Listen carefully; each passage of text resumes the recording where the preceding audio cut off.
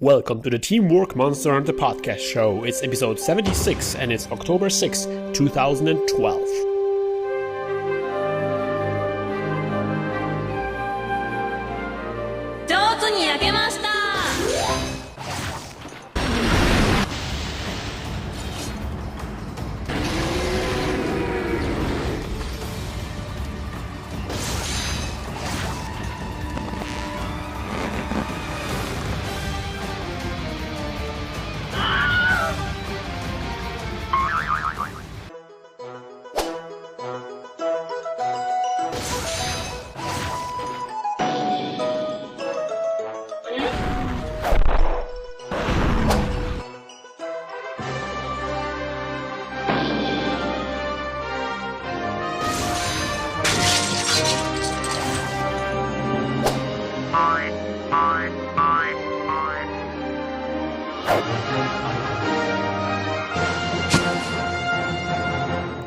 Hi everybody, welcome to the Teamwork Monster Hunter podcast show. I am Christian from Game Design Reviews, Game Design Scrapbook, and of course our wonderful Teamwork Cast channel.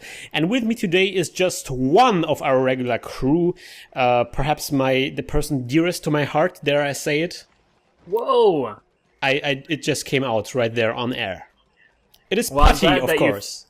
I'm glad you finally admitted it. I am coming down with the flu, and I'm going to try and throw up on podcast today. I'm so looking forward to it. I'm really looking forward to it. And today we are just two lonesome fighters, so it's just me and Nick together. And we decided that we need to kind of fill up the ranks a little bit. A lot of the fans always request with us, can we hunt with you guys? And we decided to just open up the chat or the hunt for others to join in. So we will have multiple crews of fans coming in or viewers coming in, and we have a Twitch TV channel going on right now, and people are just coming in and suggesting us a quest for us to do. And so the first hunters are Andy and Austin, and I think one of them has been actually watching us from the very first episode, which I'm super impressed by. No kidding. That's really a long time. It's been a long time to record. Oh man, when did we start with the podcast? We started in like 2010, I want to say. Man, that was, I remember back in the day, I was like totally underestimating the depth of Monster Hunter, as I thought I would be, I'm going to make a podcast about Monster Hunter. And then here we are like 1 or 2 years ago. I think we had a second anniversary at some point, didn't we? And yeah, we've made it through, 2 marriages, a couple job replacements, we've made it through a lot. It's kind of amazing. Yes, we did a lot on this podcast. So Andy and Austin both posted a how do you call it? A quest. And I'm going to check out the quests. So Austin posted a Hunt the Devil Joe quest. You must be Hunter rank 51 to join. I think that might not work. Oh, wait a minute. It maybe works. And the other one is Hunt to Arrogance, posted by Andy. So what do you think, Nick? I want to hunt 2 Uragans. I think so too. I All think right, 2 Uragans are probably good. So so the other guy Austin needs to change, right? Yes. So everything will be awesome. There's lots to discuss about today, actually, right?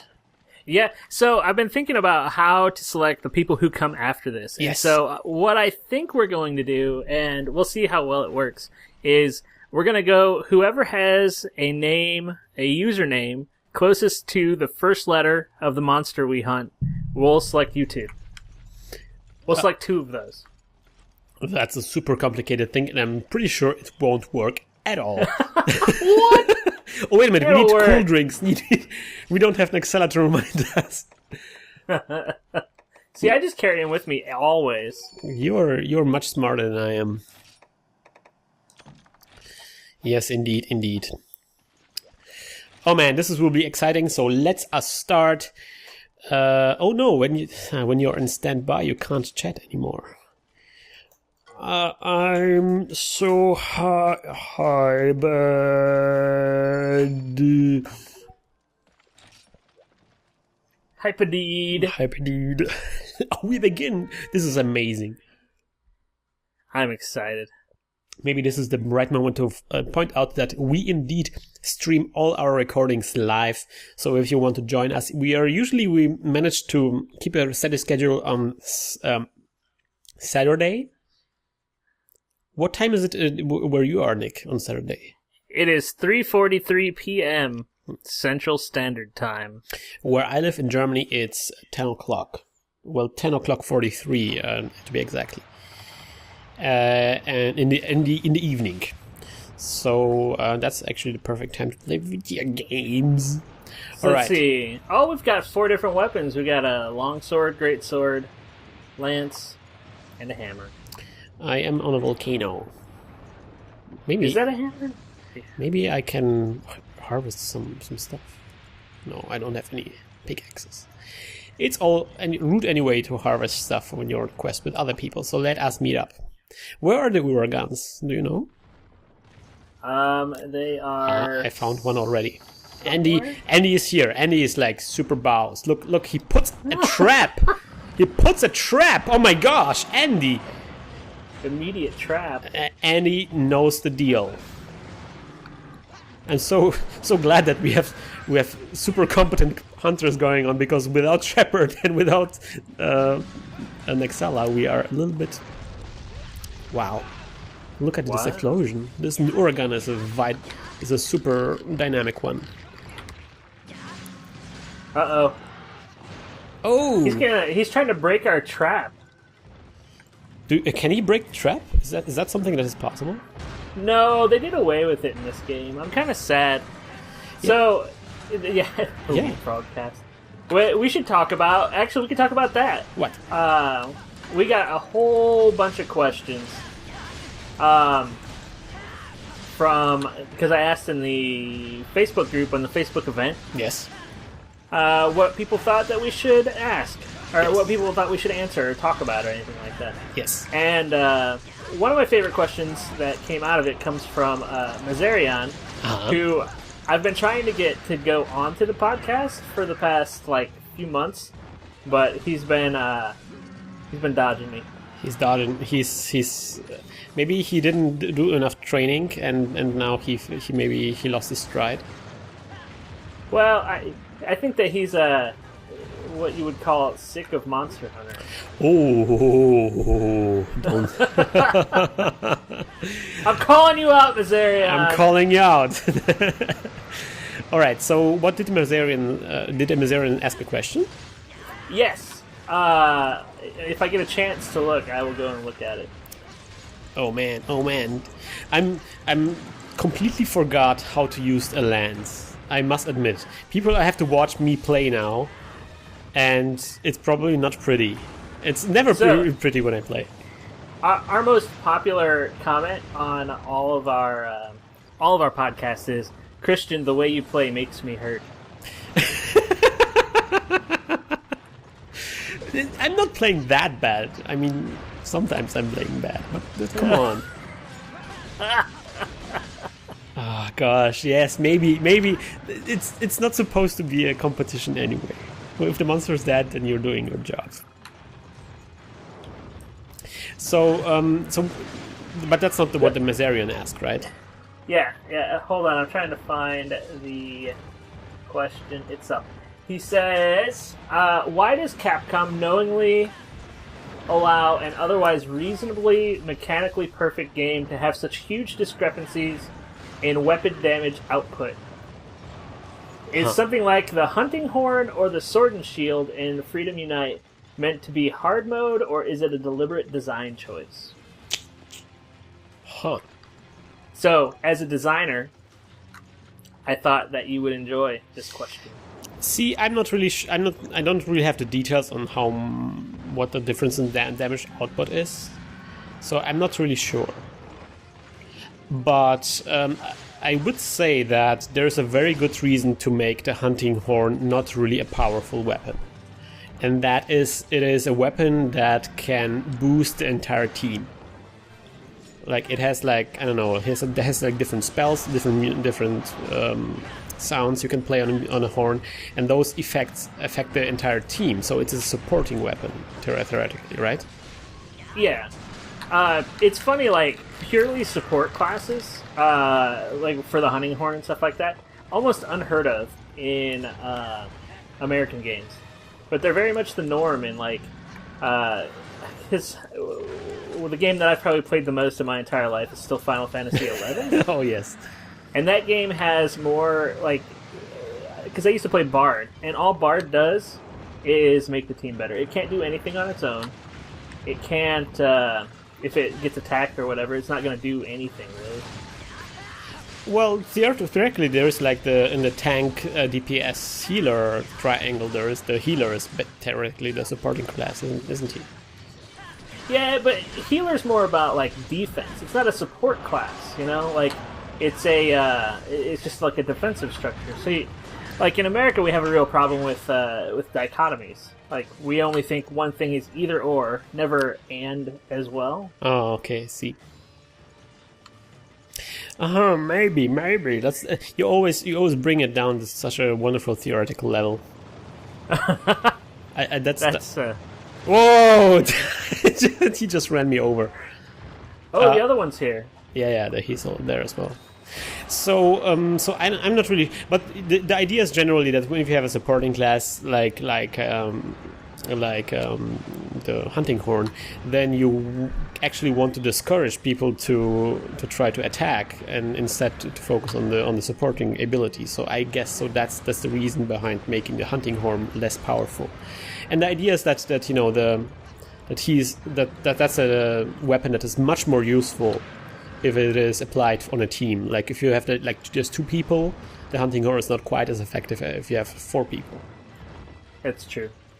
So, what about soloing with a hunting horn? Well, I think the hunting horn was just not made to be something that is soloed with. And yes, if you can do that, but that's just making yourself, things harder for yourself. I think the probably my favorite thing that sort of happens if you look at like Freedom Unite and Portable Third. Yes. Portable Third probably being the easiest Monster Hunter game that they've ever created. Like any class, any job can solo pretty effectively. Like the hunting horn can never stop, or it doesn't ever have to stop like to play itself songs. It just works well as a hammer now. Yeah. And in a similar way, I would say is something that like a sword and shield. Like you can play. I feel like the sword and shield is something that was made for people to get into the game. Because there are that's true. There are a lot of things about the sword and shield which make it. Wait a minute, he's already captured, right? This one's dead. He's dead in a trap? Yeah. I never seen that before. That's so sad. Look at him. He's so. He's crying. That's so sad. Oh man. The really cool thing about Uragan is that his scales look really like metal-like. There's some cool shading going on there. The Uragan introductory video is probably one of my favorite in this game. The one where the cat runs away? Yeah. Just because it's like 2 Uragans running down. They're just excited. Like, yeah, this is the greatest. We're running in a volcano. Oh, yes, indeed. Well, so to finish it up, yes, I think the Sword and Shield is something that made for people who are not quite familiar with something like Monster Hunter, and so like you can do a lot of things with Sword and Shield that you can't do with other weapons. For example, you can run very fast, even though your weapon is drawn, or you can use items even though your weapon is drawn, and that's really unique for the weapon, and that really makes it easy for people who come from other games to get into the game and start smashing some monsters. Yeah, because pretty much every game except for Portable Third again started with the the sword and shield. Yes. Or I can't remember. Does try gives you Yes. the sword and shield, but then you can buy one of the other weapons, or does it give you all the weapons? It gives you. I think it gives you 3 weapons. I'm not really sure. It gives you the long. It certainly gives you the sword and shield. That's the one weapon you have equipped. But it also gives you a great sword. And I'm not really sure what other. I think there's some. You might get a bowgun too or something. I'm not really sure. But at least the great sword and the sword and shield. So, and I feel like they put in this flaw that it is not putting out enough damage to encourage players to even switch to other weapons at some point. You know what I mean? Yeah, that's true. Well, the interesting thing, I guess, because I love theory. I'm sorry. Sure. I like theory. Like, this game kind of has this weird, you're one with nature, you're beginning with nothing. It's got the whole, what do they call it? I've heard it referred to as, like, the immigrant. What is it called? The immigrant's dream. Where you begin with nothing, and your whole goal is to get everything.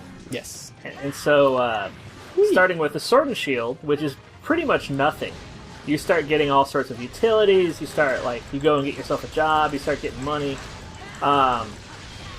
and you end up with tons and tons of resources. And I'm sorry for everybody that I just destroyed underneath Urgat's tail. It's quite chaotic at this point right now anyway. So, but it's weird because if the sword and shield is that thing that represents having nothing, then, like, what does it mean in late game? Like, well, yeah. What Nexella always says is that sword and shield is very good at elemental damage. that's true. So eventually you get like different. If you can still kind of make it work if you always make sure that you have the right elemental damage for a specific monster. You can kind of still get by if you're really like into it and you're really geeky about it, and you have like all sorts of different sword and shields for different animals, different monsters prepared, right? But you know, I feel like the game really tries to encourage you to eventually at least try out the other weapons in order to make the extra damage. Man, I'm getting destroyed by this again. I forgot how to play longsword so bad.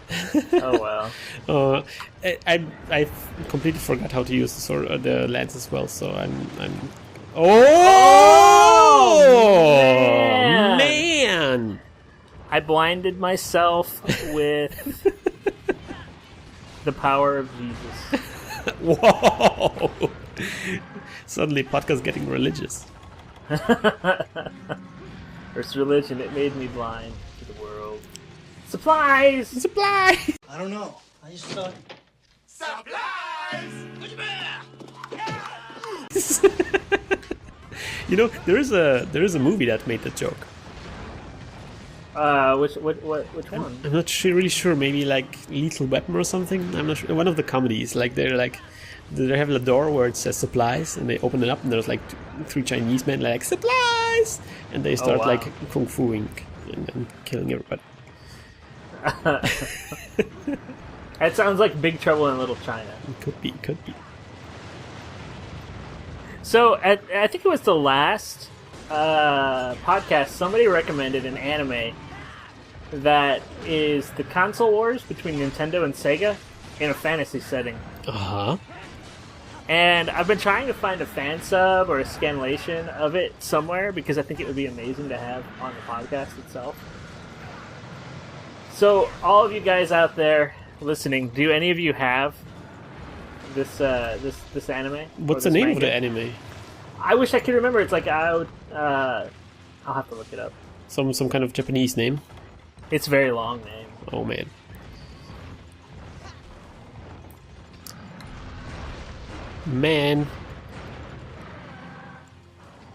Andy just got smashed. Oh, Andy got healed up. Nice. Well done, Andy. Oh, the guy is running away. Come on, guys. I'll have to look it up. So, I guess, should we finish the Mazarion's question? What's your final point that you want to make? Well, I think we got it down pretty well. So the reason for why the hunting horn is so underpowered is because it is a supporting weapon, and the reason for why the sword and shield is so underpowered is because they want to encourage new players to try out the other weapons as well, I would say.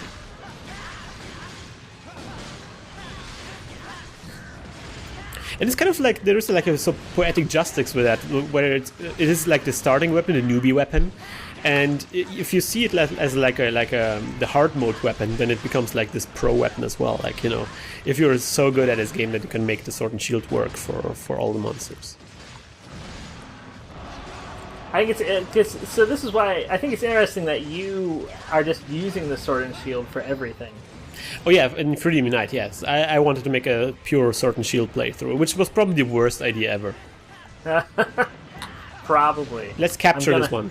I'm going to go ahead and agree with you. So, by the way, I'm using a USB keyboard. Not something that many people realize, but you can actually... Oh, that got smashed.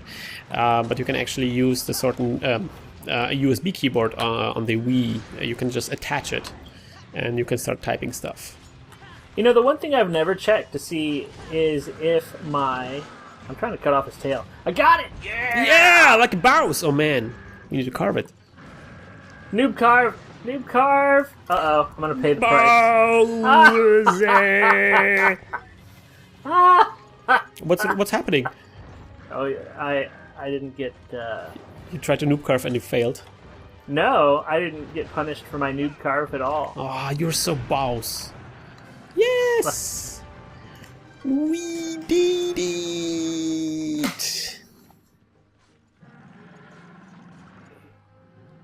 Okay, new carving. That's pro All right, carving. so what I said before about the name thing, let's just... Who has a question that they want to ask?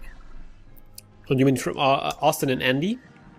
On the channel itself. The stream is delayed. There is an anime where Jesus and Buddha are impoverished bachelors in Tokyo. Wow, this. Mayo Zuzaiki. There are. Wow. Okay. Returning supplies. I think we did quite well on this podcast, on this quest, but I think it is not our fault. The guys joining us really know their game, their monster hunting. Yeah, thanks for carrying us, Andy and Austin. You are awesome. You got all these charms, all these scoots. Jeez! Wow! Look at this. I have a hunter's knife. Whoa! Guard up +5, transporter +10. Nice. Hunter rank increased. 64. Win 3, send to boss. So should we, before we leave Andy and Austin, should we give them some opportunity to say something or ask us something? Oh, Oni. Yes. How do I make the chat window really big?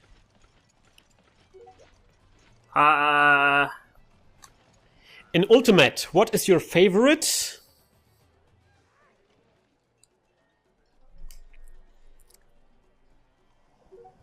New edition. Oh, that's a good question. So what about you, Nick? For me... hunting horns, because I love... Oh, the idea that we have all the weapons from the other... How many weapons are there from the other games? All of them? As far as I know, the only weapon that's not in there is the new weapon from 4. Wow, that's amazing. Well, here's the thing I am really, really looking forward to see in Ultimate, which is lobbies that have more than 4 players. That's something I really want to see.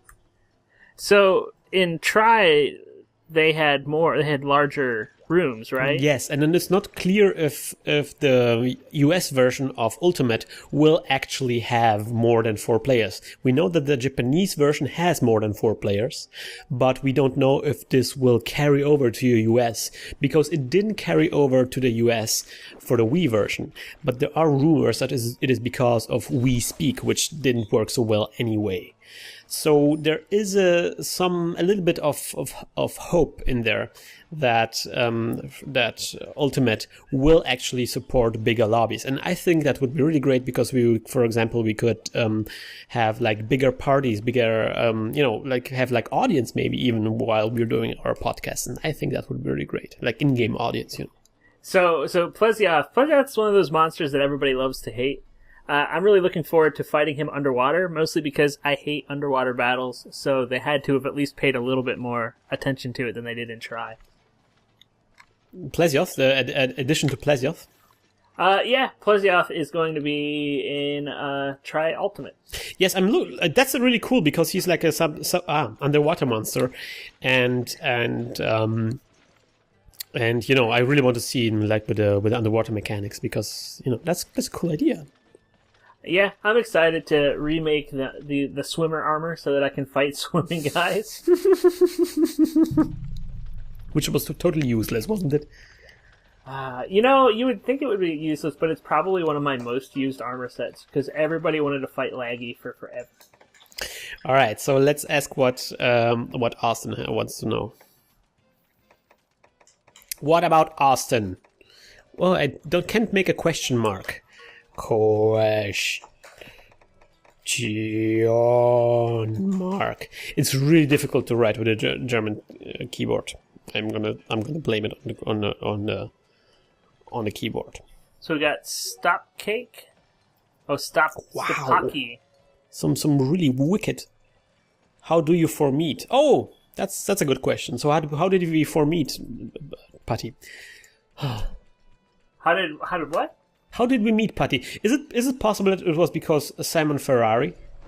Actually it was. The very first time that I heard your voice and fell immediately in love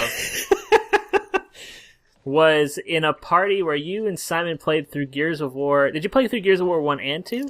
No, we played through Gears of War 1, and we played it on hardcore, because Simon Ferrari is a writer on video games and a video games researcher, and I somehow got in contact with him. I'm not really sure. He's working for Ian Bogost.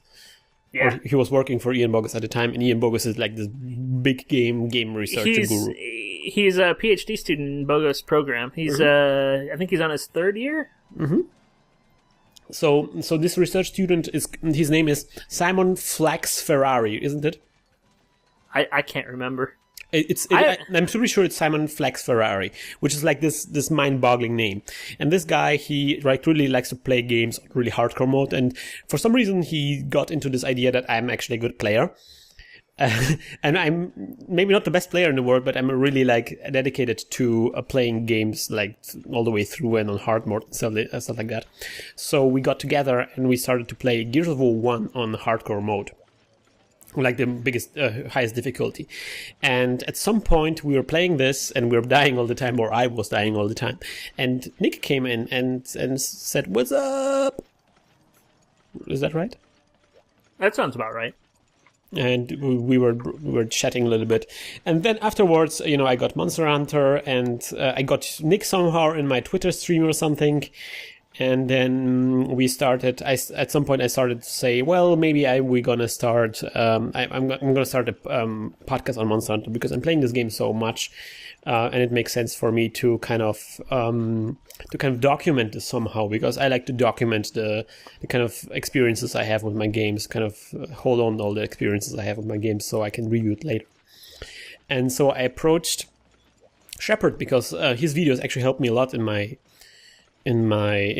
learning how the game works. And I approached, and I just gave a huge shout out to my Twitter stream of people who wants to make a Monster Hunter podcast, and somehow Nick responded, I think. Well, it's because I was in the IRC room for the goons the entire time, and so we were making Shepard's videos.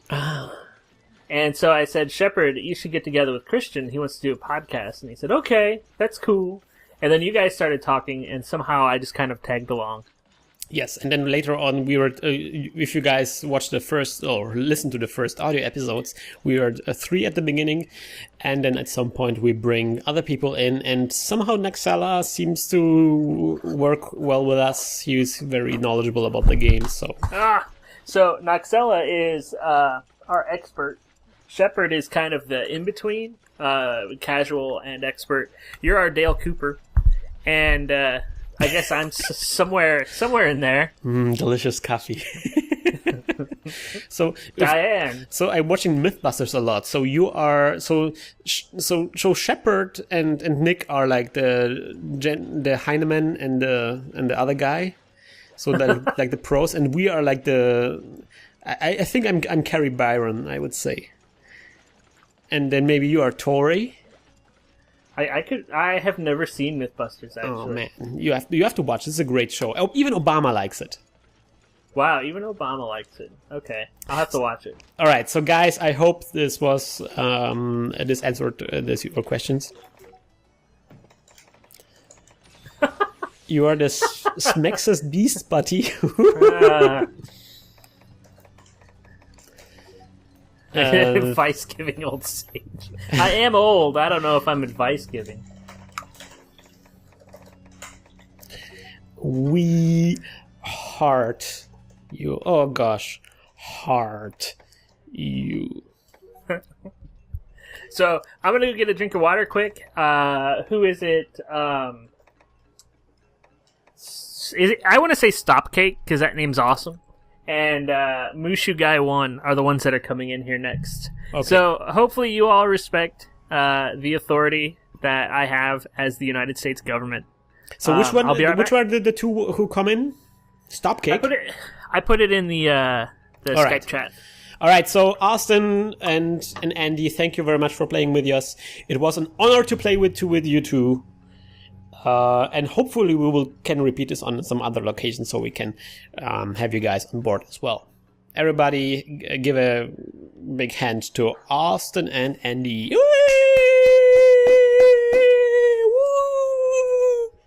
They did so well, Nick. They did so well. Ooh, I'm pressing buttons and things appear. Oh man, if Hope's here, we're gonna fight some Alexander. What's Alexander? Have you not played Final Fantasy 13? No, I haven't. Oh, man. I stopped at 9. At 9 was the last one I played. I played it all the way through, and the next one is 10. And I'm waiting for the Vita or HD remake of 10 to play it. Oh, nice. Oh, yes, that's maybe one of the things we had to discuss.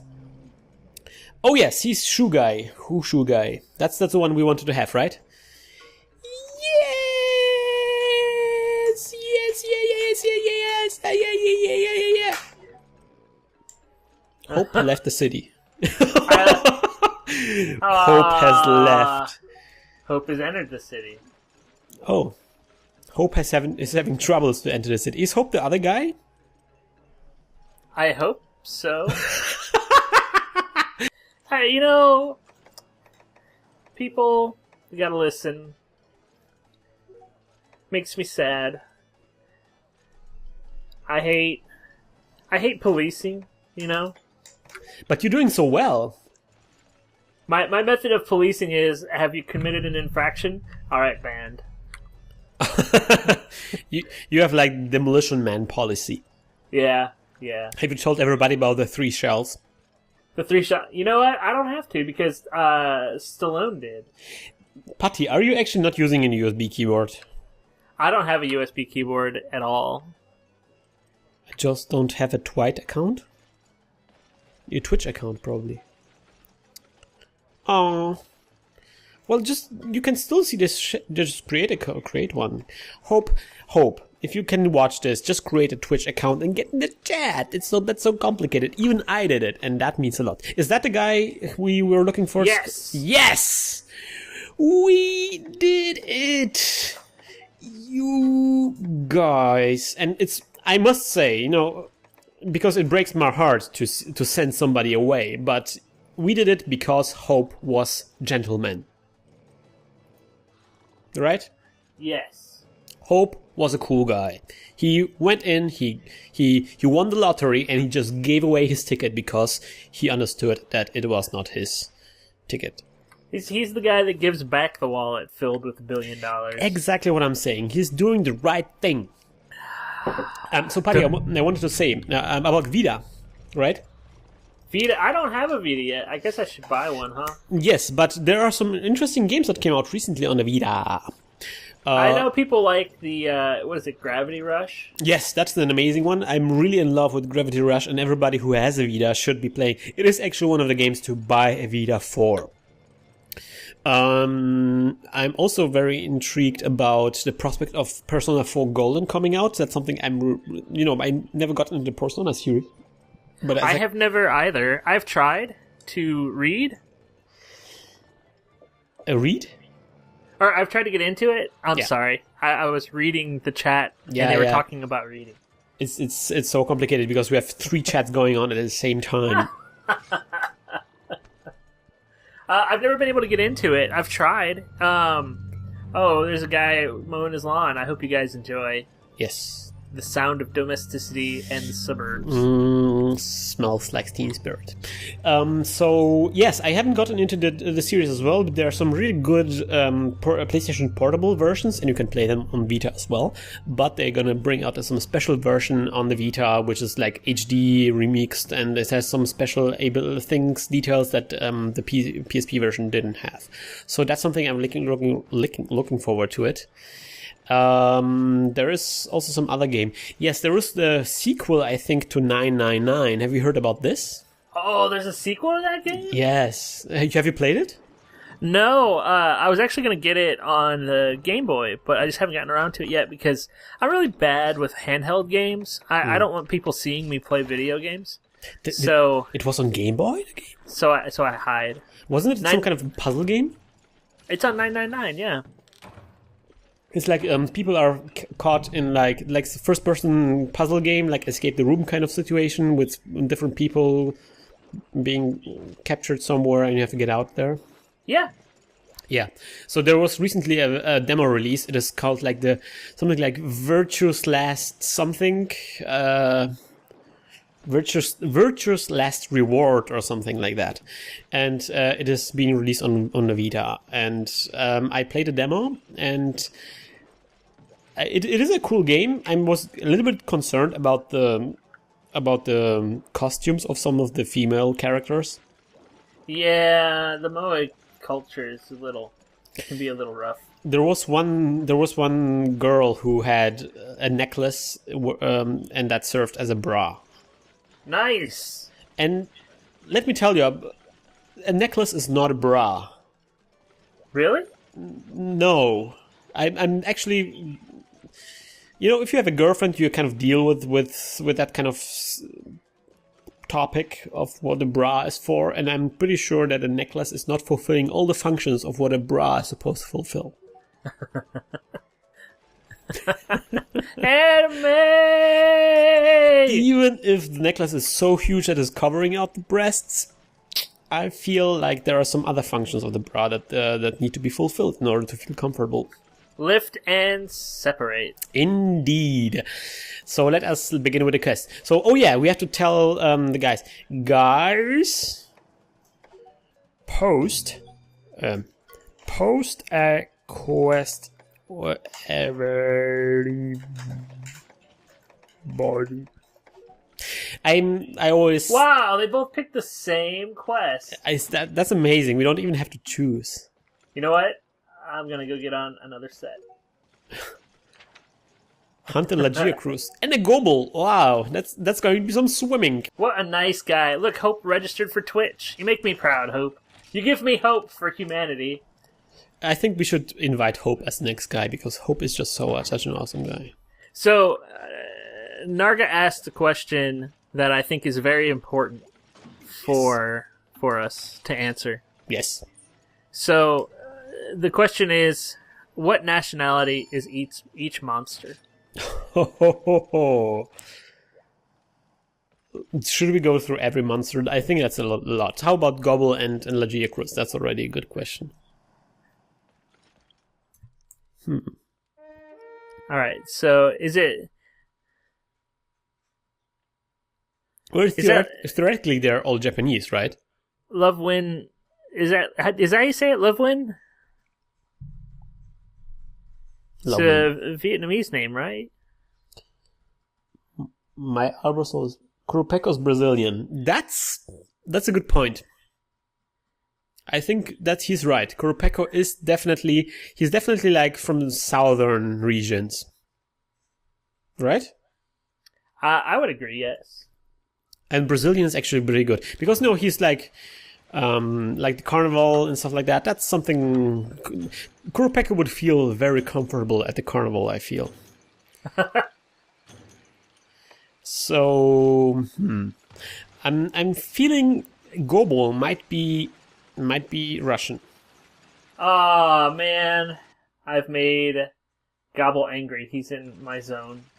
See, he's Russian. Because there is something like very, I don't know, Russian about Gobble. The way he throws himself around, he's kind of like I don't know. Are the Russians good swimmers? Well, there is that one guy who I thought was Russian who can, like, withstand the cold very easily. Mm-hmm. So every time I think of that guy, like, running barefoot for 27 miles. Did you ever see this guy? No, I haven't. Oh, man, he's incredible. Is that some kind of YouTube video I can post somewhere? Yeah, I would imagine. Oh, wow. He was in some commercials for coats for a little while. Ah. Well, the other monster that could be Russian is Aoshira, because he's a bear, and bears are Russian. That's true. Hey, it's Loggy. Hi, Loggy. Guys, what kind of monster party do you have going on here? That's amazing. Lag, is there Gobble here as well? He may be here. Oh gosh. This is so hardcore.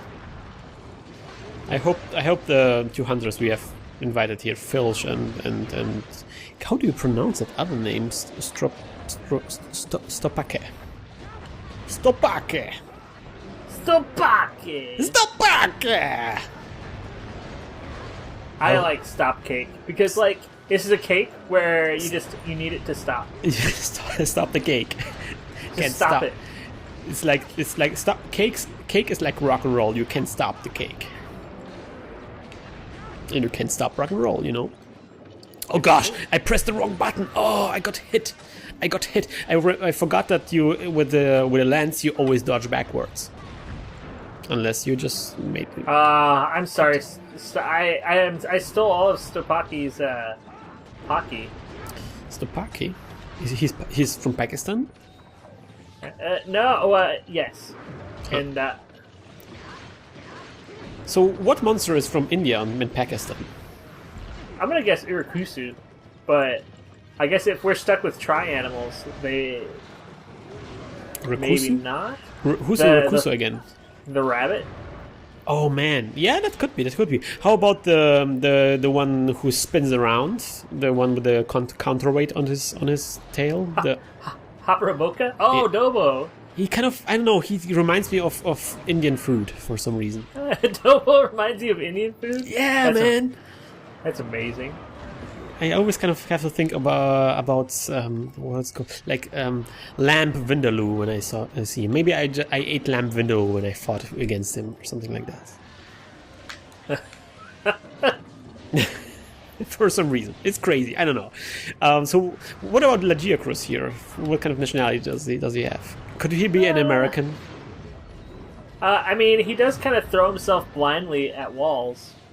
And he's kind of like Phelps, like the swimmer guy, right? Yeah. Phil Phelps. Like, he don't even care. Yeah. Haparaboka is American? Put it in my mouth. Don't care if it explodes. This is Texas. Wait a minute, maybe Diablos is American. Like, he rages very quickly and he lives in desert. Oh, there's Gobble. Oh gosh, this is going to get really difficult now. Oh gosh, I'm not doing so well. I'm really shocked. I've been playing so much Freedom Unite. I'm completely out of Oh, Lagiacruz is going away. They don't like each other. That's good. That's good. Diablos is from the internet. No, I would agree. I agree entirely. What if the Devil Joe is the American? He eats a lot, and he gets angry very quickly. What's the Arcusius' new name? We should go through all those. I haven't. I was going to write an article about it later, but I haven't had a chance to yet, and I'm not feeling too good lately. Well, I'm glad that I never actually paid attention to the Japanese names, except maybe from Genoga. So I will probably use only the Japanese names. Whoa! Almost got eaten. Are you guys fighting against the Geocruise over there? Yes. Oh man, I was like trolling. Are you soloing? Yeah, I'm soloing the global. I'm gonna go to you guys because I wanna show our wonderful watchers, the guys who are watching the YouTube video, how awesome. Look, I just come in and Lagiacruz is already like knocked out. Again, amazing hunters we have here. Probably our fans could do a much better podcast than we are doing. It's true. It's so true. It's not even funny. So I guess I have a topic that we could go through. I put some quotes earlier. We're going to talk about my favorite topic, and that is fandom. Okay. But I have to read them, which means you have to read the questions. I know we prepared some questions for today. The question I was the most excited about was Mazarion's question. Well, we just answered it, didn't we? Yeah, but we kind of went through it.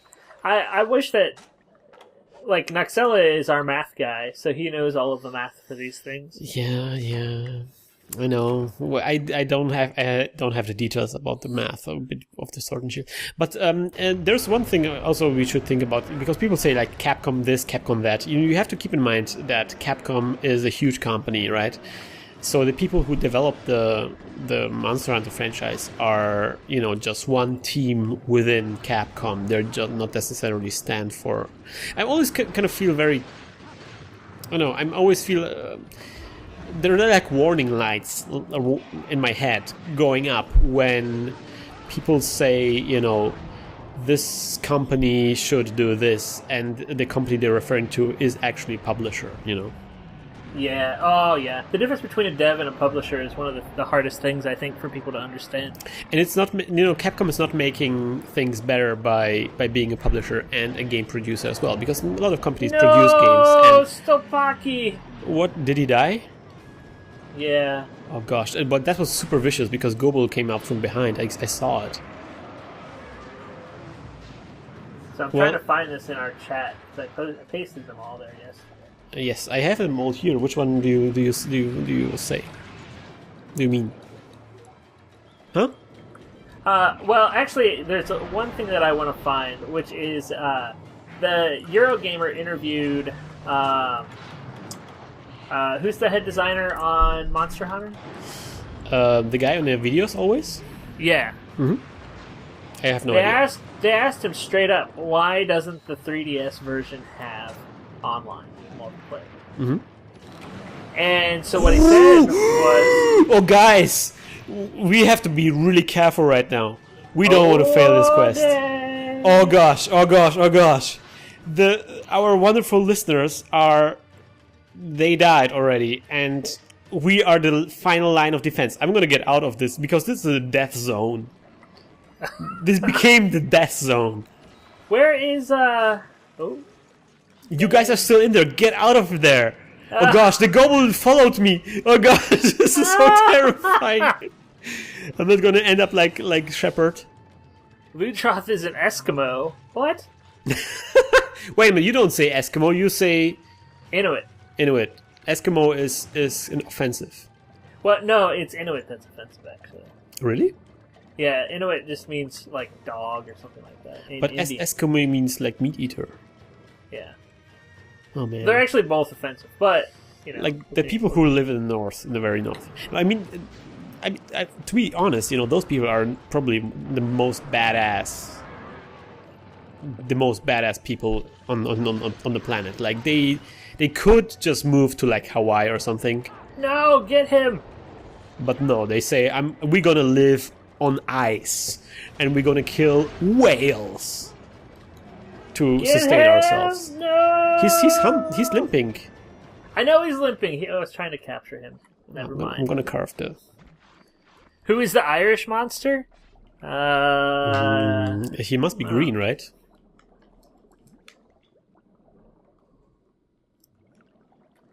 That could be. I'm gonna go for Dobo.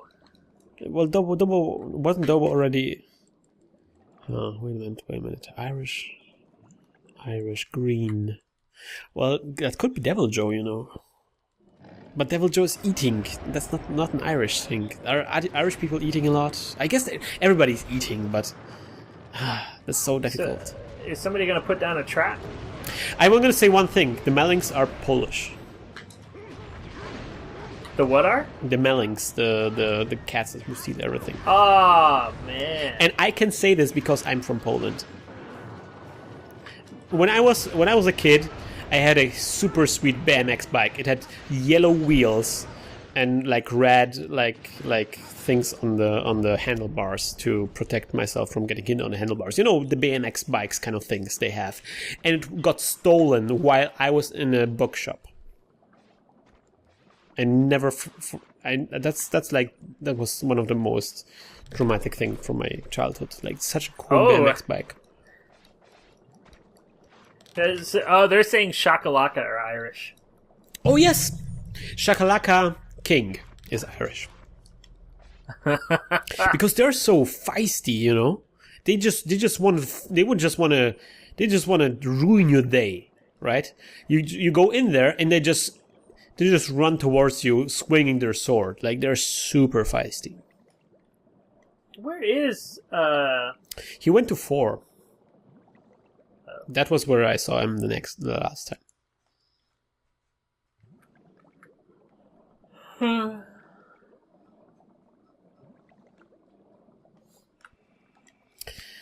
So, okay, talking about video games. Video games. And the thing that I read, because I read almost all of Unity forums, I read all of the comments that people make about Monster Hunter.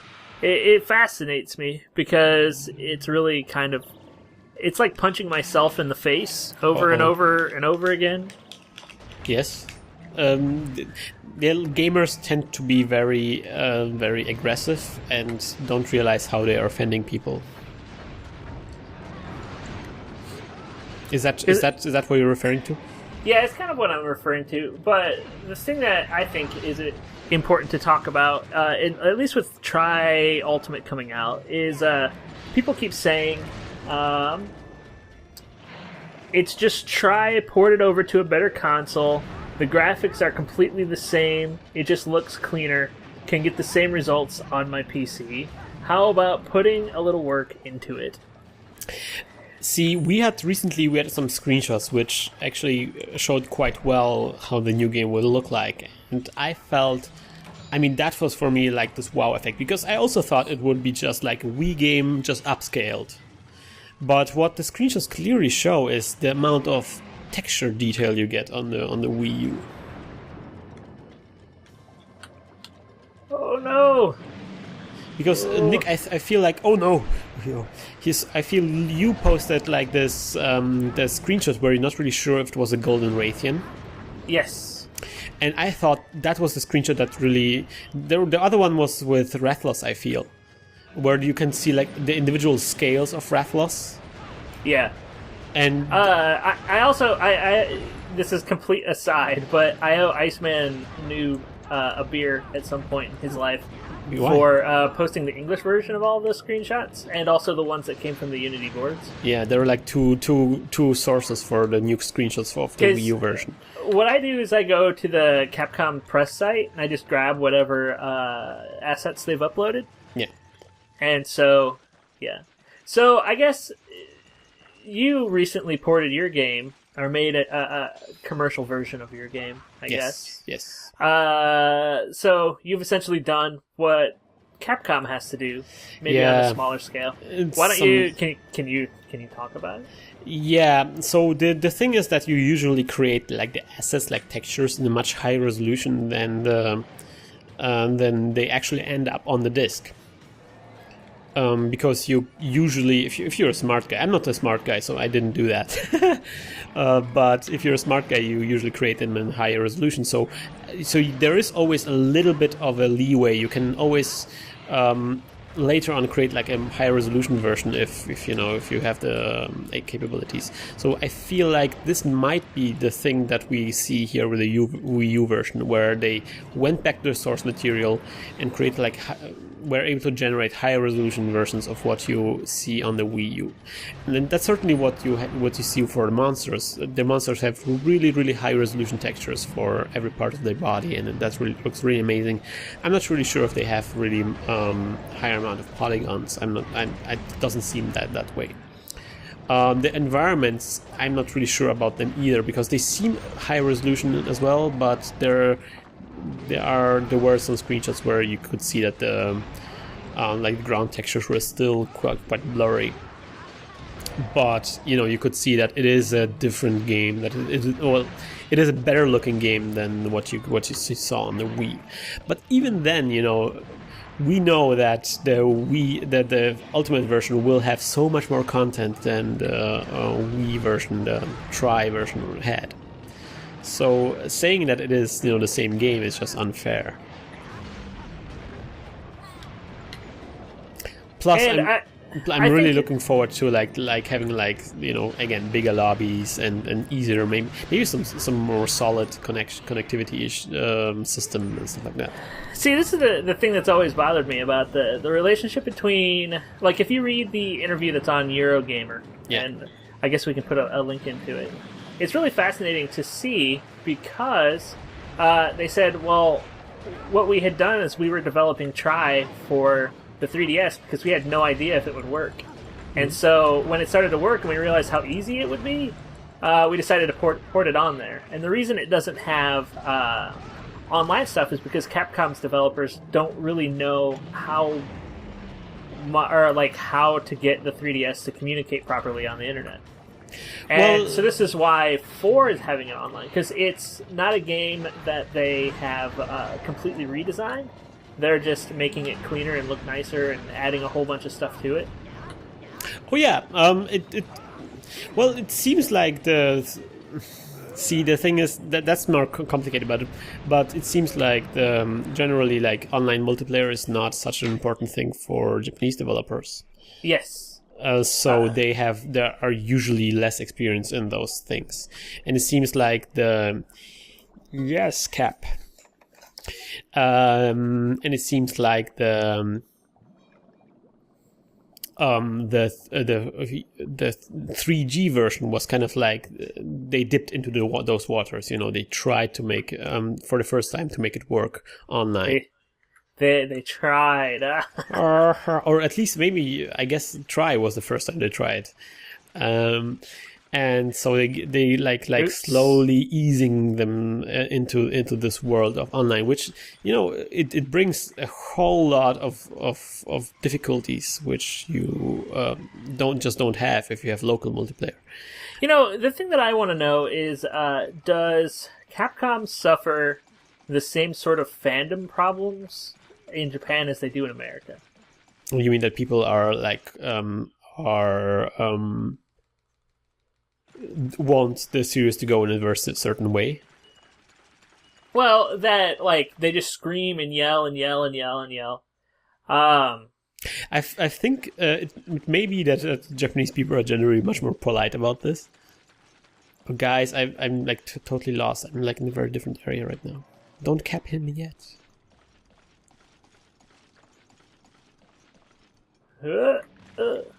So there was like this wonderful. There was a interesting like documentary about. Oh no, you captured him and I wasn't involved. Well, that's not a new thing to happen. But wow, what an exciting quest! So many things happened. Two guys died. See, I wonder about the Japanese is polite, because I've been watching a lot of the comments from the Resident Evil guy who went on to Team Ninja. Huh? Have you seen his tweets lately? I don't see the. Where's the tail? Where's the tail? I don't see the tail. I don't know. Where's tail? Where tail? Oh, it's right on top of him. You come up where I am. Oh no, Ludroth, don't mess with me right now. I'm not in the mood. Oh gosh. Ludroth are like dogs. They're like, play with me now. Oh no, I just got one carve of the tail. Oh, tail wasted. Naxella will link it. So what do you say? What did he say on Twitter? Was he unpolite? Well, because people have been kind of sending him basically flames, saying, "Oh my God, they've crapped on your game," and he just kind of goes, "Go make it yourself." Well, I mean, there's a lot of tension on him. I'm pretty sure there are lots of opinions of how people think this game should go. See, everyone's kind of like up in arms about Capcom making strange decisions, but they don't know, or maybe they don't realize that like a huge portion of their elder talent just up and left, and they didn't leave quietly. Mega Man and stuff like that, right? Yeah. Oh man. They're going through a lot of stuff right now. And then, like, Sony and Capcom have a really strained relationship because, well, Sony attracted the rage of the internet and then didn't do anything about it. Yes, indeed. So maybe before we go on in this discussion, maybe we should ask Filth and Stopcake what okay, I'm going to type it in. Filth and Stopcake, what do you want to ask us and what do you want to say on the podcast? Do you love me? I love all of you. With all our hearts. But we do feel the need to see other people.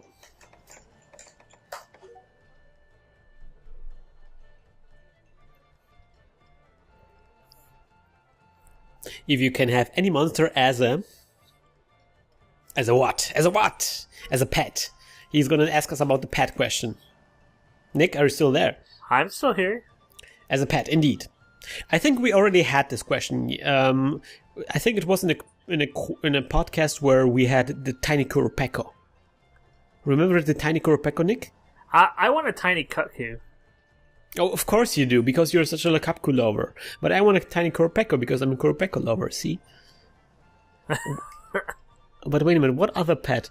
Well, you could have a Gobble in the aquarium. Or a Ludroth. A Ludroth would be kind of neat. You could use it like a sponge in a bath. Oh, that's just getting a little awkward. Ludroth's like, no! Yes. If you had like a tiny, like a royal Ludroth, you could use it like a rubber ducky for your bath. Yeah, I'll agree. Gestalt intellect. No. He has the loudest keyboard possible. Do you hear me writing? Every single millimeter of every single thing. Yes. That's great. All of it. I hope I can. Can I make a heart? I want to make a heart. Less than 3. I know, but I don't know where her less than is. You can use the online keyboard. Oh, there is bigger. I have bigger. No, I have question. I have bigger. There's 3. Ha! Heart! Yay! Oh man, I just we were so close to fail a quest, Nick. No way. I had faith. We had 2 monsters in one room, and one of our guys could have died. Stop cake. Oh, stop cake. You are stop cake now. I'm sorry. We have renamed you. Stop cake out.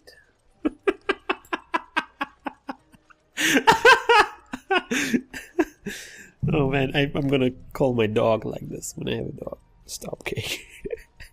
Yeah, Narga, I hope is Raikan. Is that you, Narga?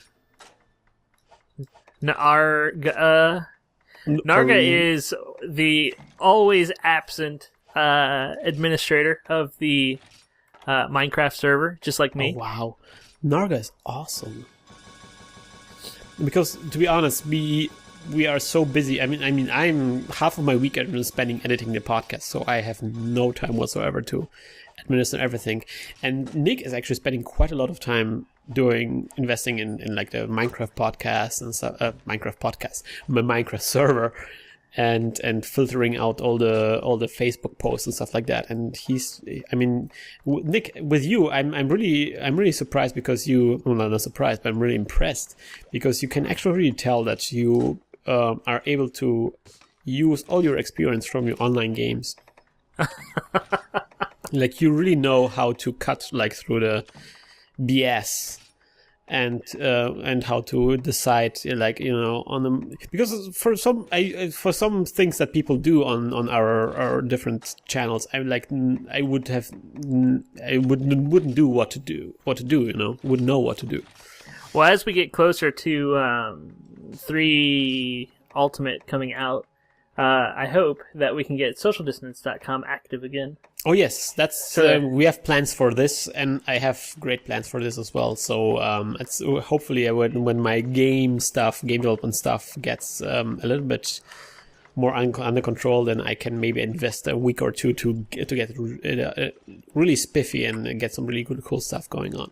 Because that's something we can actually say right now.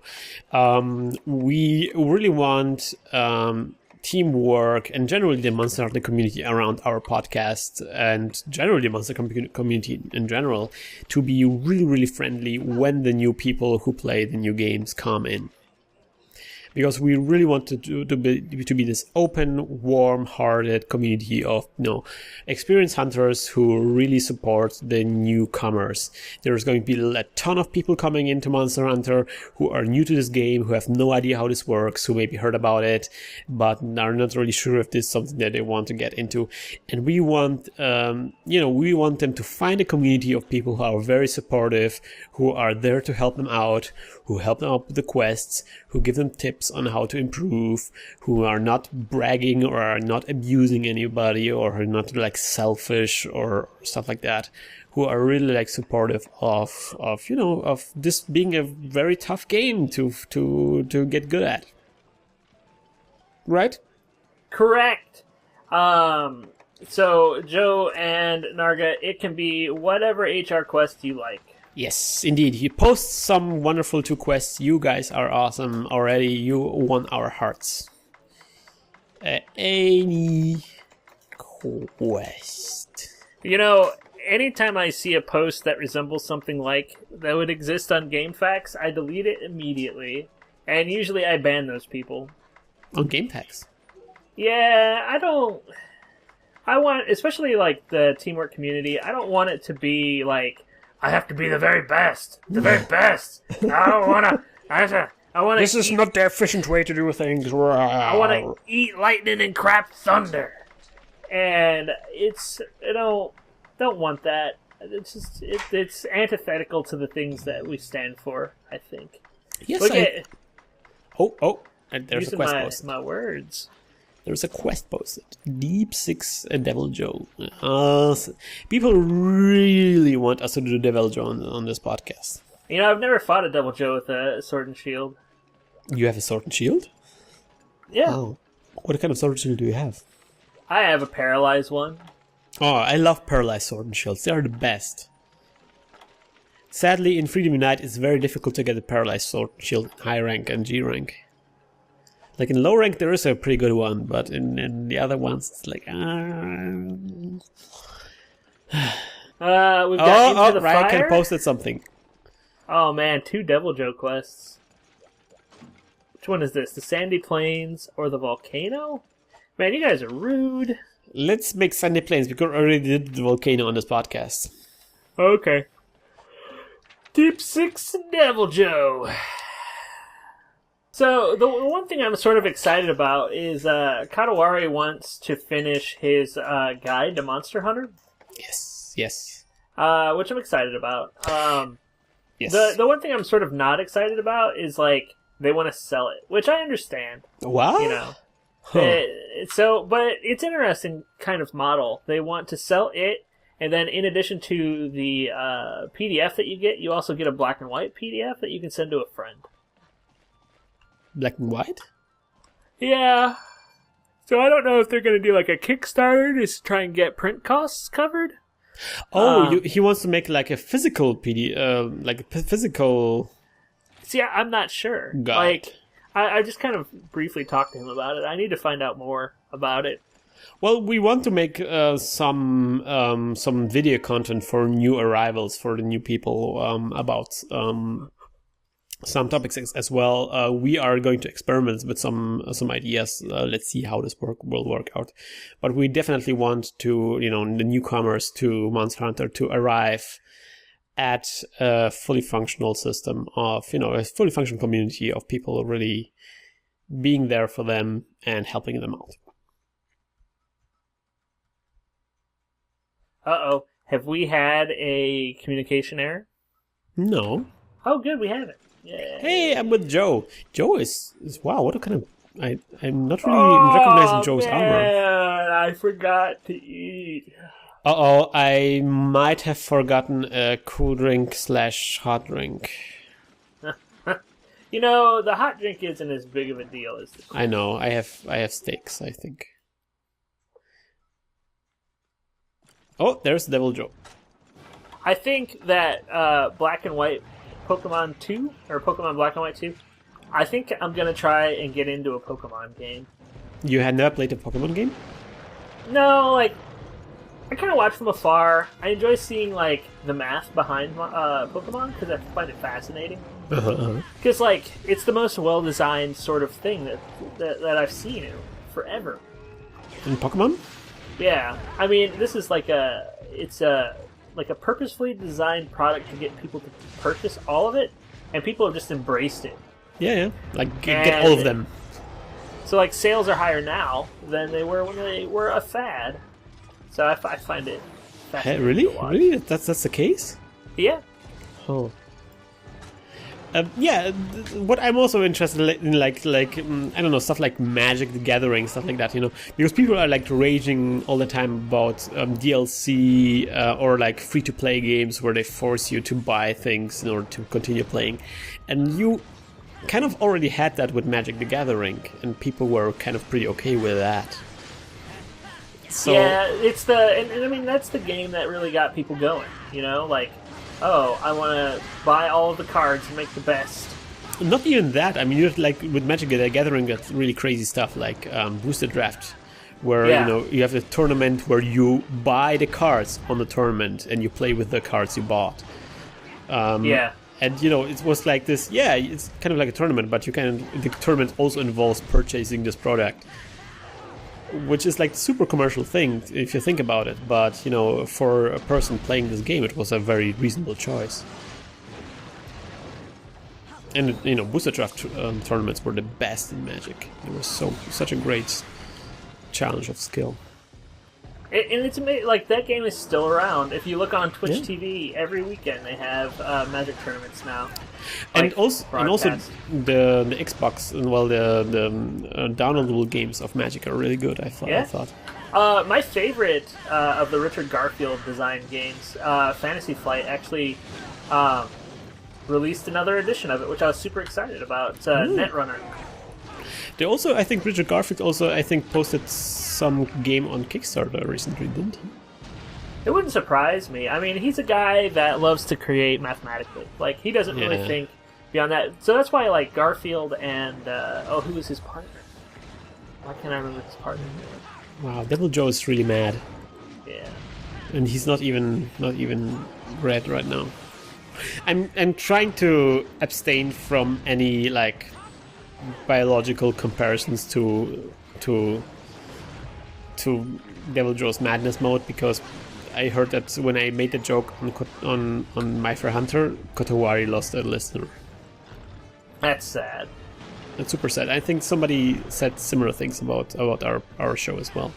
I don't really want to have like families on our show to stop watching us because we do some really crazy jokes.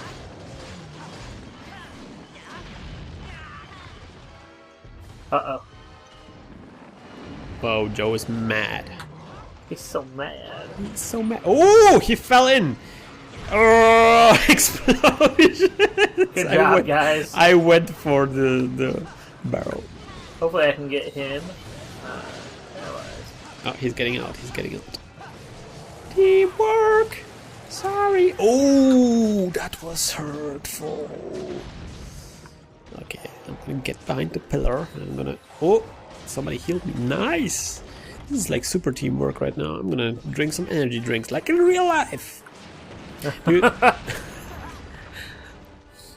you drink energy drinks in real life, Patty? No, actually, I only have a cup of coffee every day, and then I go to bed. Oh man! Or I don't go to coffee bed. Coffee is technically an energy drink, isn't it? Yeah, I don't drink Red Bull or anything anymore. You did it once? I used to drink probably like 3 or 4 Red Bulls a day because I work third shift. Jeez. What So happened? Well, yeah. What happened? I stopped working third shift and now I work a first shift job. Okay. So you don't feel the need for Red Bull anymore. Yeah. Woo! So with Pokemon Ruby, I understand, or is it Crimson Red? I can't remember. We talked about it last time. Oh, but, you mean the MMO Pokemon?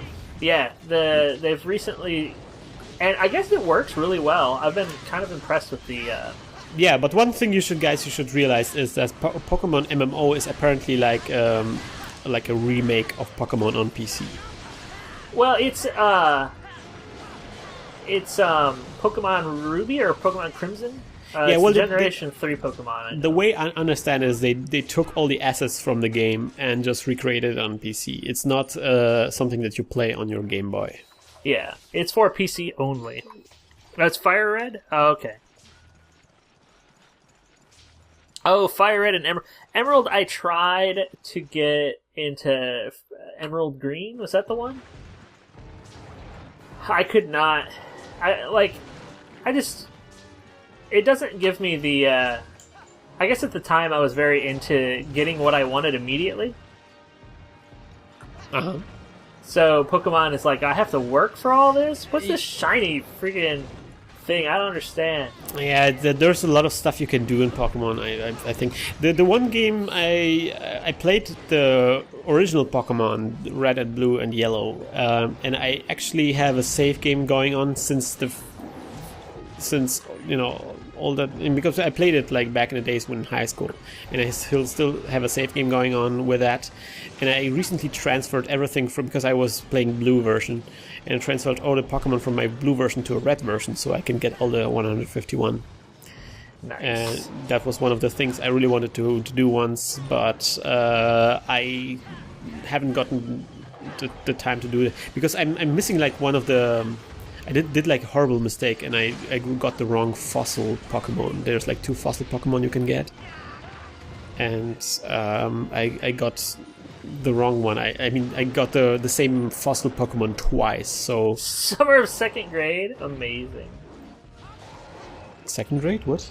Maxella says he got all 151 the summer of his 2nd grade. That's amazing. He's such a young guy as well.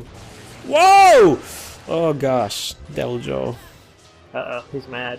He mad. Also, he's time jumping. Have you seen Looper yet, Nick? I have not seen Looper. Have you seen it? I've seen Looper already, and it's an amazing movie. I've heard it's amazing. I really like the pictures I saw of what's his name? Joe something or other, Joseph Gordon-Levitt's. Yes. Of he pretending to be what's his name? Oh, gosh. Bruce Willis. Bruce Willis, indeed.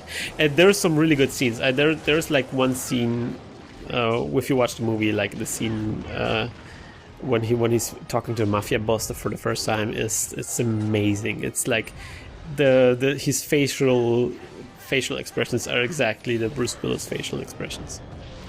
And also, plus he drives a very cool car, namely the same car as Arn drive. Mazda Miata. Oh, you're a Miata person? Ew. Well, I'm driving the new Miata, so it's an MX-5 now. It's not a Miata anymore, and he's driving like the old model from the 80s. So it's a little bit different there. But the Miata is an awesome car. It's a driver's car, man. It's a driver's car. The only Miata I've ever liked was the one at the beginning of Super Troopers. I'm not familiar with that show. Oh man, you have to see Super Troopers. It's an amazing movie. What was? Oh, it's a movie. Okay. So what's happening there? It's about policemen guzzling syrup. Doesn't ring a bell. I highly recommend watching it one day. All right, I will. Well, there's an awesome Miata in this one video by Square Pusher, is it? No, wait a minute, was it? Window Licker by Alphix Twin. They're driving in a Miata as well. Oh yeah, I just like the Window Licker video almost entirely anyway. Well, it is. I think it is by Christian something. He's a very well-known filmmaker. Yeah. He's the one who made the Bjork video with the white robots. Oh, the lesbian robots! I forgot about that. Oh man, that's the best video ever. What? I don't agree. What? What is the best video ever? The one about Bjork and the teddy bear. That's a good one. If you were talking Bjork videos, then the one where she's lying in a field of grass and there are like light bulbs inside her, I think this might be Michel Gondry. Yeah, I mean, that guy can do... Well, I guess the only wrong he's ever done was the Green Hornet. Oh man, that was... But I actually liked... It was okay, but Michel Gondry can do so much better. Yeah. He's making another movie right now that I'm kind of interested in. What is it called? He's sort of like a combination of David Lynch and who's the guy that did Twin Peaks? Oh yeah, isn't it Lynch? I'm thinking of David Fincher and David Lynch. They have so similar names, right? There is a little bit some kind of craftsmanship going on there, like maybe like Brothers Quay or something as well, or maybe Terry Gilliam. Oh yeah, Terry Gilliam. Yeah, I forgot about him. He's kind of amazing as well. Look at Devil Joe's running this way. I feel sort of like I am gimping this quest. Gimping the quest? You mean you're not participating at all? My damage is terrible. Yeah, I'm not really doing too much damage. You know, people always complain about us playing not so well, but it is super difficult to chat about Terry Gilliam and stuff like that while playing. And also, like, keeping in one eye on chat as well. It's, like, super distracting. Man, why couldn't he have pulled from the right? Oh, no. I exited the area. Oh, man, this is really difficult now. Oh, gosh! Oh, we have two, Sword and Shielders? If I had known, I would not have taken a Sword and Shield.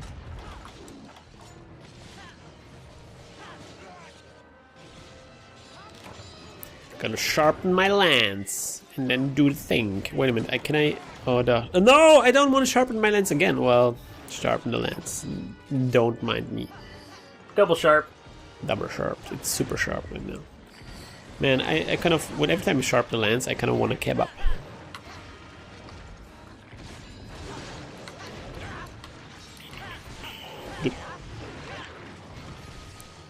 Joe is so mad. Which Joe? Little Joe. Not your cat. No, well, there's also Joe in our Oh quest. gosh, indeed, it's so difficult. We've got a Joe trifecta going on here.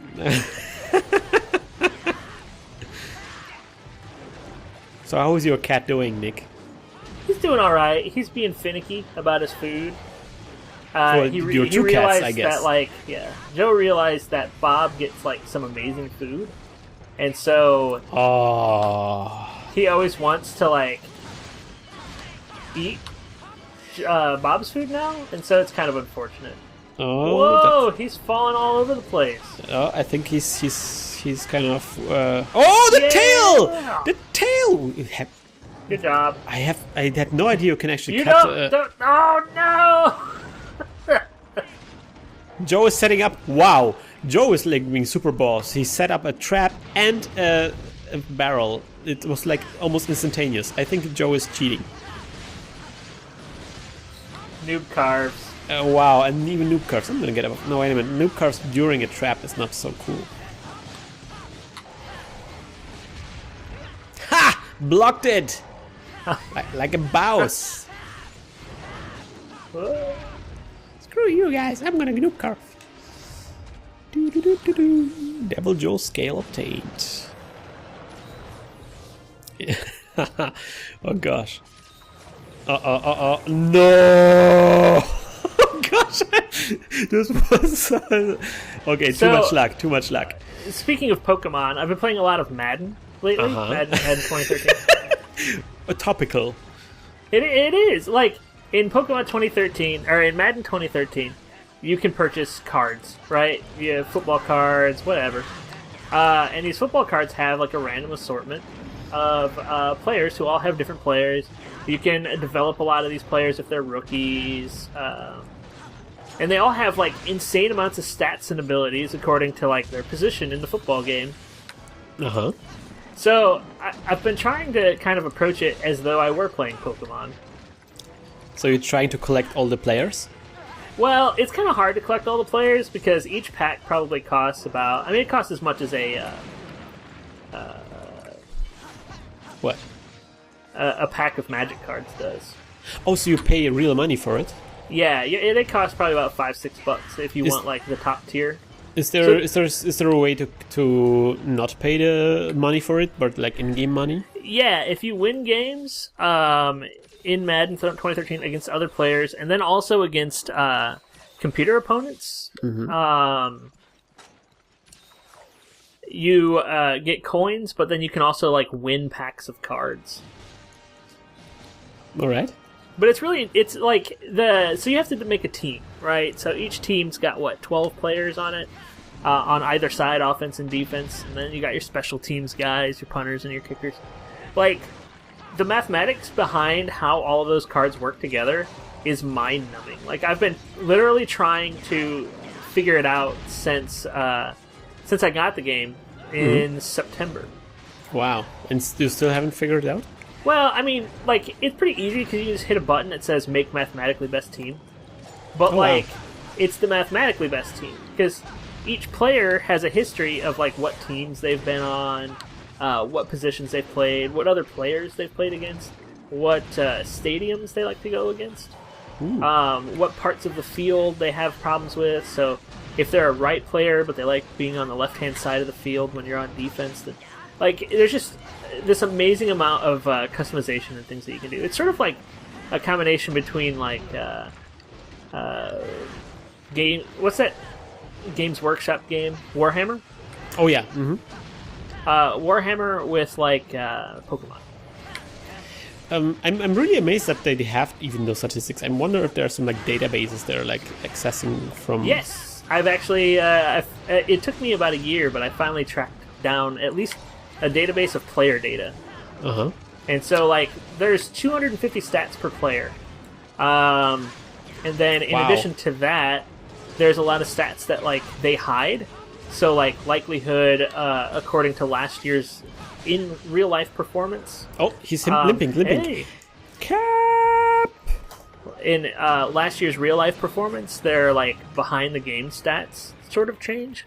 And then they've got, like, confidence levels and how nice they are to work with. So, like, if a player is just a jerk, nobody wants to deal with them. And so, like, everybody suffers because of it. See, I wonder always about those databases. How do they get those databases from? Do they have like a computer system that tracks the position of all the players on the field, or is there somebody there who just types in all the data, like some kind of intern or something? So like for EA, they actually employ more statisticians than I think the rest of the game industry combined. Mm-hmm. And so... so they watch the game and put in all the data, or how do they do this? For example, like data like, somebody favors a certain side of the field or something like that. You have to kind of watch the game and figure it out, right? Yeah. Well, like... So they watch the game, but like a lot of those stats are just converted automatically because they have the technology to just... This player was at this part of the field when this ball happened. Right. So they just capture it as time's going on. Okay, so there is some kind of automated system going on. Yeah, it's automated, and then for like how well players get along, they go from like their press releases. So it's almost like a qualitative measure. But they have to have like some kind of system, some kind of rules. So if this player says this in an interview, then it means it's so difficult to figure this out. They must have some kind of rules of how to determine all those statistics. Well, sports statistics are pretty well kept overall. Okay. I guess that's something I never got into. And to be honest, I'm not really a big fan of any sport whatsoever. I was somewhat of a fan of Formula One racing back in the days when Ayrton Senna was still in there. But the day he died, it was like I completely lost all interest in it. Because it's like afterwards only Michael Schumacher really won. It was very boring. Nowadays, I heard it's more exciting, but I just can't get into it. Like FIFA has even more stats for it. Oh yeah. Like the stats behind FIFA are incredible. But they don't even reach the level that like the betting industry gets behind them. So it's fascinating to watch. The thing with FIFA, with the newest FIFA I heard, is that now you can even have like real-time stats. So if one of your players gets hurt or something, then he will actually be hurt in the game or something like this. So I've been doing a review of a video game called Baseball Stars from a long time ago. It's an NES game. But one of the interesting things about Baseball Stars is that it was the first game to have battery backup, or battery powered memory that would keep track of your player's stats. Mm-hmm. And ever since then, people have just tried to mimic that. Like, baseball is strange. You can pretty much always know how to play a baseball game if you learn how to play one. But, like, football games always change. It's kind of incredible. Football games have changed. The level of, like, what you have to do, but, like, the game itself has changed, and so you have to adjust. The game has changed. So what are the questions? Well, the people are asking if I wanted to make out an Excella, and I think people don't realize that we all have like a huge bro crush on each other. That's true. It's actually true. That's the fundamental relationship between the podcast. We all really heart each other. I think somebody asked me about Mother 3. It's going great. Were you there the last time I recorded? Yes, the last time was really great when you recorded. Yeah. Oh, man. I am not wearing pants. I don't wear pants at home. Did you eat the pizza without the pants? Yeah. Is there any other way to eat? Right, guys, Ryken and Joe, give a big hand, everybody, to them. They were really, really awesome. We did a really, really good Devil Joe. Nobody died, and Putty and me, absolutely didn't participate at all. It was basically a duo quest. Yeah. Adios. Thanks for carrying us, guys. So the next people that were going to come in are Hope and LV Win. Or is New Win? I can never remember how to say. Hope entered the city, indeed. Here's Hope, the gentleman who gave away his place. Now, the best Pokemon is Charizard. He's pretty awesome. Because if you just have Charizard around with you, you don't even have to make a campfire. Yeah, that's pretty good. You're like, Charizard, turn around. I need to roast these marshmallows. That's the Pokemon I started out with, and he turns into a fire-breathing dragon. That's you can't really top this. I mean, what do the other do? Like into a weird mixture of a turtle and a cannon, water cannon, like or like in some kind of weird mixture of animal and plant. That's kind of like creepy. Like how does that work? I also love not Charizard, Geodude and Primeape. Come on, guys. Hope, get in here. We're gonna arm wrestle. Narga. Nobody's getting in here. 618 Delta's coming. Yes. Oh, 3, 2, 1.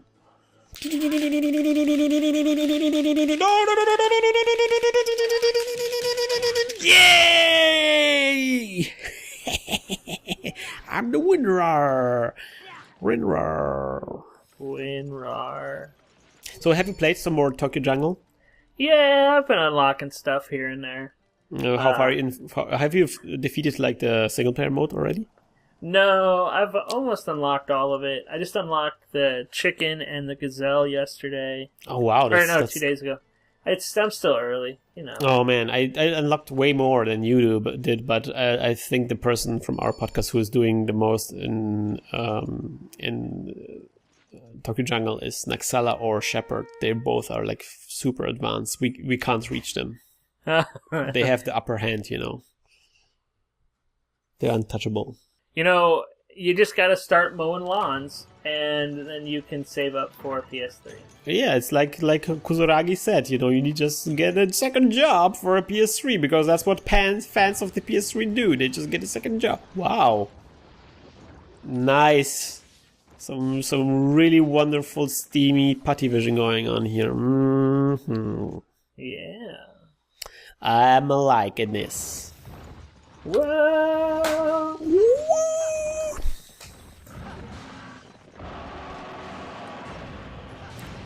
Bring it on. We're fighting Uragan again. I don't really like Uragan. Wait a minute. We have Uragan and a Diablos at the same time? Yeah. That will be stressful. I have faith in you, Christian. This is not a high rank quest. Well, I am high rank in try. Problem is if Hope is going to do this. Is 35 high rank already? 35 actually I think is high rank. I hope.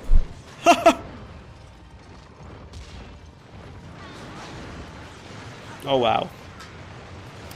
Friggin' Oregon. What do I have? What kind of support? Man, I have nothing with me. And this Diablos is in the Man, you were so busy making fun of everybody for getting prepared that you weren't prepared. I see that. No, it's just back when I was playing Try, I wasn't paying too much attention to my equipment, or at least I didn't do all the tricks, or maybe I used up all my flash bombs. That's because maybe I haven't been in the village for quite some time now. I'm wondering about this killer strat of smoke bombs. I think that's something they did just for you, Putty, so you feel at home. Man, you guys gotta be better trolls than you are. Trolling's a lost art in this world. Ridley is doing quite well.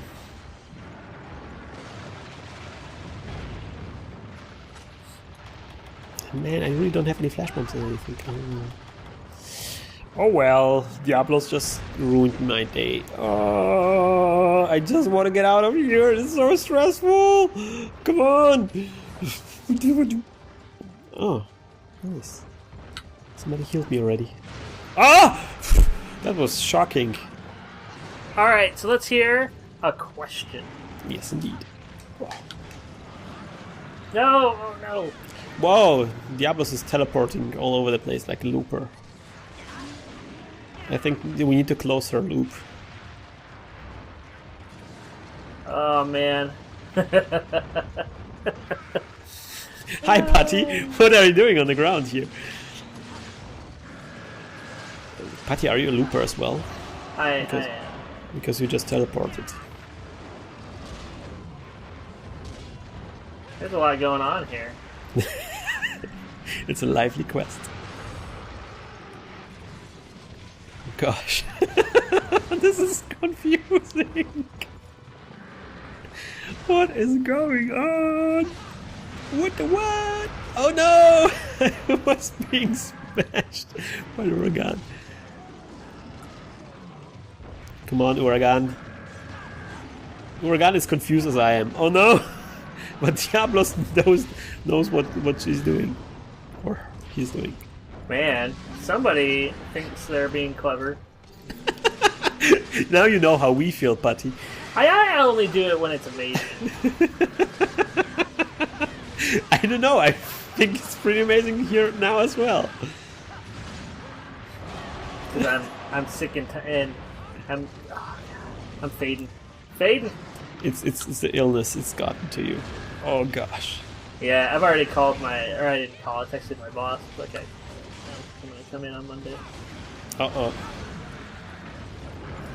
Is it maybe that because you want to really, in real life, you want to really play Resident Evil 6?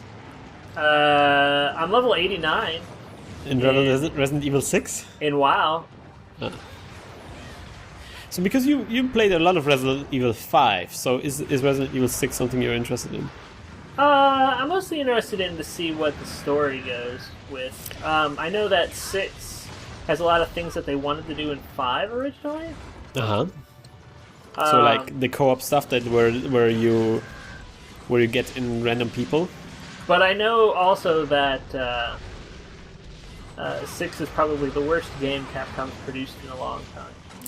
Yeah, it's gotten like really horrible reviews, and my impression of it wasn't so great either. So I kind of called it. So I kind of feel very smug about it. But of course, it's never a nice thing to see a franchise being not well received.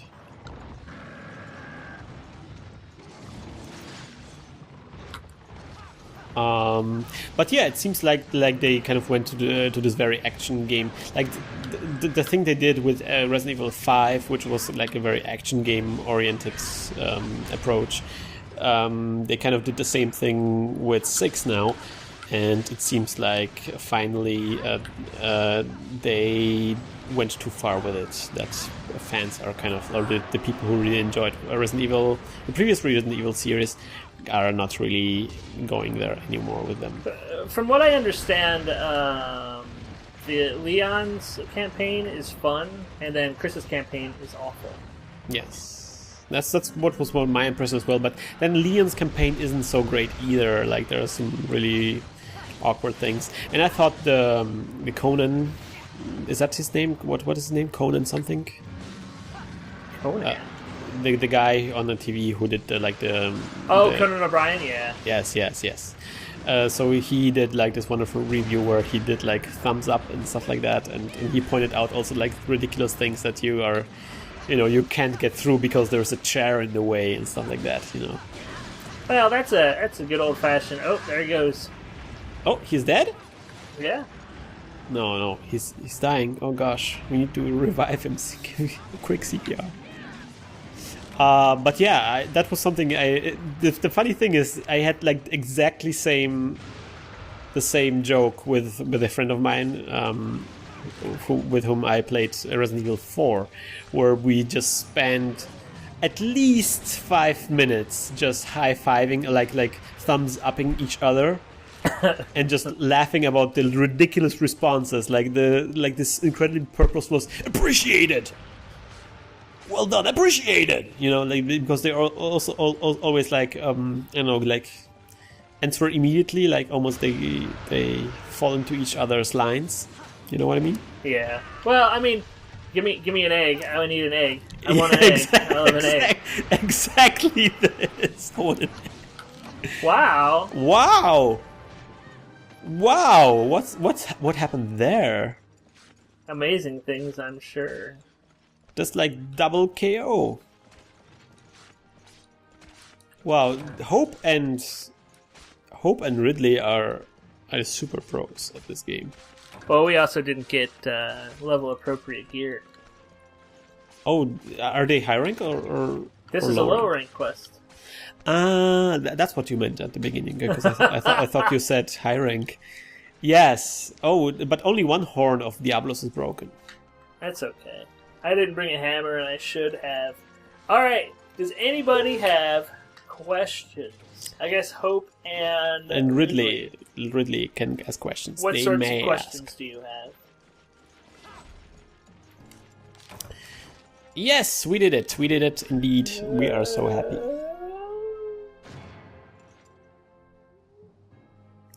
I don't know. To wrap this up, I'm really Resident Evil is a really franchise I really enjoyed a lot, and it's kind of painful to see those kind of negative reviews. I think maybe some of the reviews are a little bit too overly negative. Well, that was the problem with Resident Evil 5. Like, it was a really solid game. It was super fun. But people reviewed it poorly because they felt it was their moral imperative. Well, I feel like they're trying to send a message to Capcom. To never breach the topic of race? Well, that as well. That was kind of very awkward as well. It wasn't awkward, though. I thought they did a really good job, but... Well, but come on, you can like put Shiba into like a bikini, into like a bush person bikini. That stuff, yes. Like a communication error occurred. That stuff, yeah, that's valid criticism. But like that, you can kill people in Africa who are black who have been like drug tested on. Like they never bothered to look past the obvious. And I think if they did, there was a really interesting game in there. Well, you took much more longer time to look at the details of the game, but it seemed to me like there were some they misrepresented Africa in some regard. But on the other hand, Africa is not a location that is represented in games very often.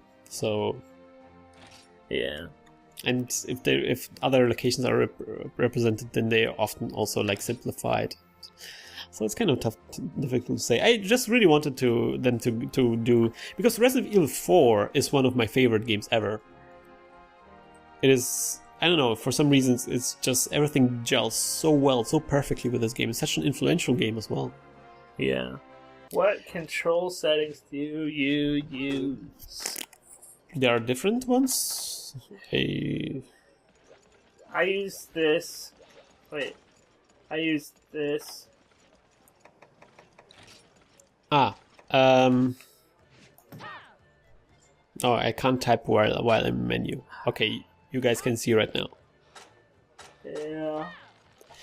Yeah. Standard Pro controller. Inverse camera. I use whatever the default is because I don't believe in customization. Neither do I. Yeah. See, we think about, because the thing is, if you design a product, right, it's not the customer's choice to finish it up, like to put the finishing touches on it, right? Yeah. If the customer decides how the controls work, then you're not doing your job as a game designer. You're also opening yourself up to complaints, like by default. Yeah. Because if they can change your controls, then where do you draw the line? How about them changing the content of the game, or changing the difficulty of the game? Or, well, I guess difficulty is also a thing that people can change. But how about them changing, I don't know, everything? Maybe what kind of abilities you have and stuff like that. That's the one valid criticism. Handicapped, you're yes. missing a hand, or you can't use a hand, and left-handed versus right-handed. Absolutely. And there are things like inverse look and stuff like that, like certain things that probably should be customizable across all of the games. But once you get into like what button does what, and well, it's what especially annoys me if you have to choose those things. For example, if you have to choose the difficulty before you begin a game, because when you begin a game, you have no idea what difficult means. You have no idea if this is a difficult game or an easy game, or if this is a game that works for you or not, right? You know what I mean? So asking you the question at the beginning of the game, before you even played, what kind of difficulty you want to play on is like the worst thing ever. I hate that. Yeah. So I guess because I know Brad from GameCritics.com, he goes on about handicapped accessibility and stuff like that too.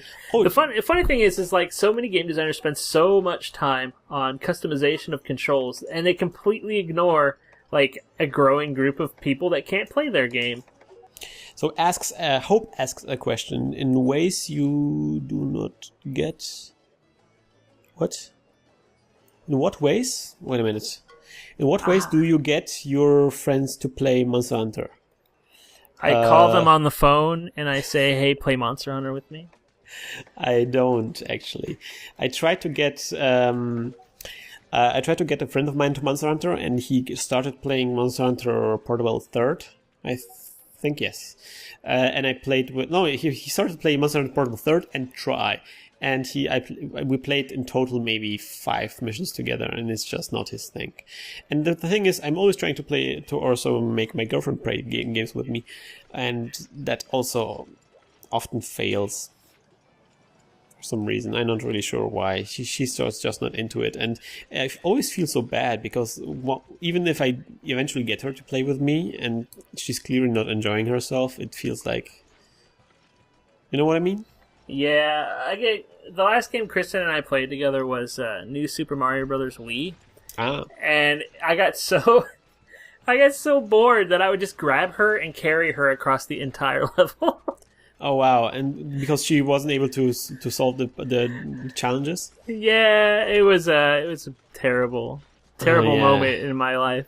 It's really difficult to get a co-op session going if people have like vastly different skill levels. And we tried to play Lego Star Wars together, but she kept getting me killed, and so I just stopped.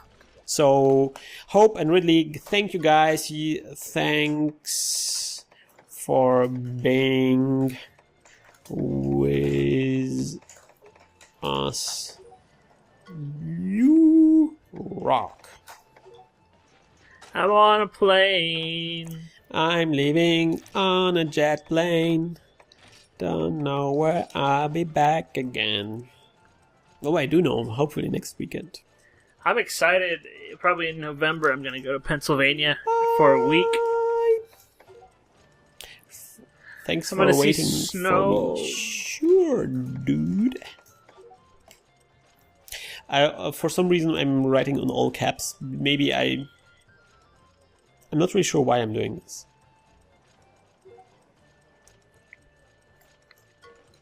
Thanks, you too.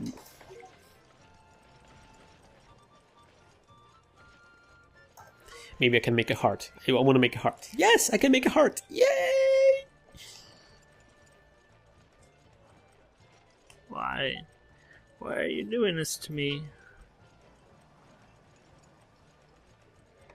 Twitch TV's freaking pop-out chat makes me so sad. Don't ever work.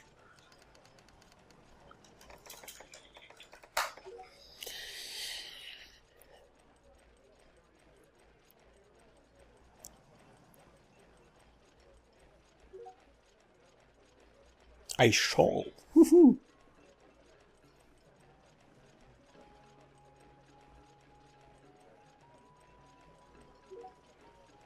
Hope left the city. So sad.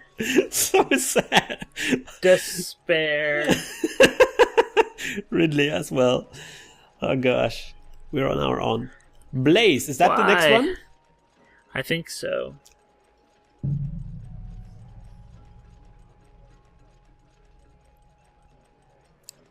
So one of my coworkers has a kid, a grandkid that's named Blaze Duke Nukem.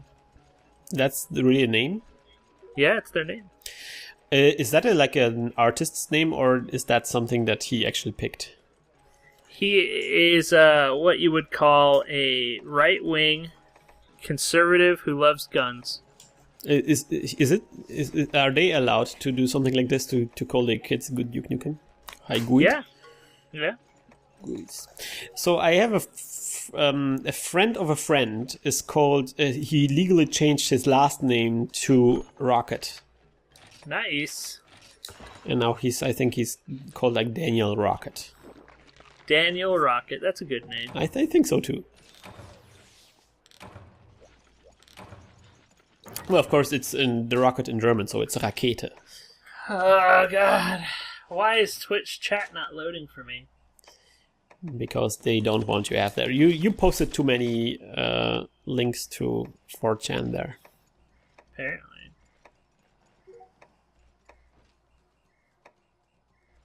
Oh, I have cool drinks and hot drinks. Well, guess I'm prepared for everything. Lol, lol, lol, lol, lol, lol, lol, lol. So is Blaze and Kevin, are they the right guys for us right now? As far as I know, I can't get into the chat, though. The chat says, are they the right guys? Yes, as far as I know. Yeah. Oh my god. Freaking Twitch TV. I'm mad at you right now. Erhard Monsters. Quest failed.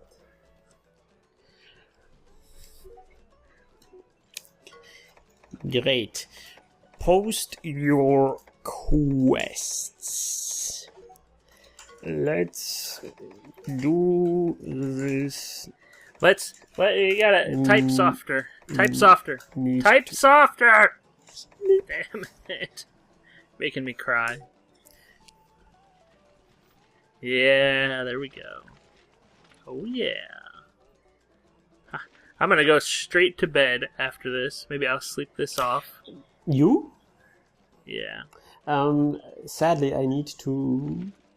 What did I need? I need to get the audio from you, Nick. I know.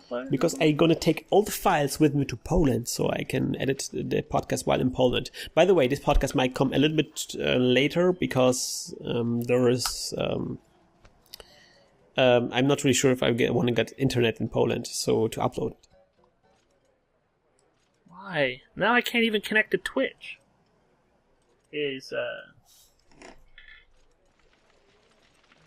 But it's going, like...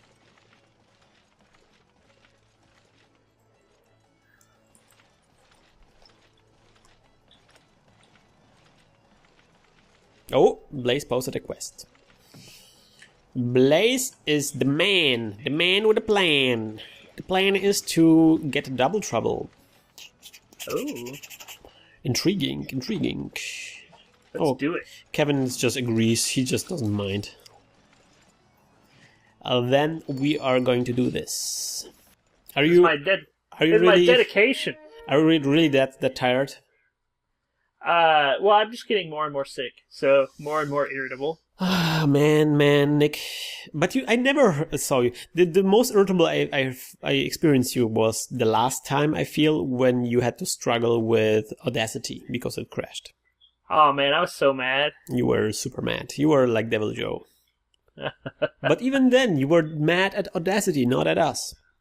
I was oh man, that made me so angry. Trying to stitch together 3,000 audio files was not as easy as you think it is. Somebody posted the title of my favorite movie. Chin Strap on a Plane. Nice. Thank you, Benster247. I needed that.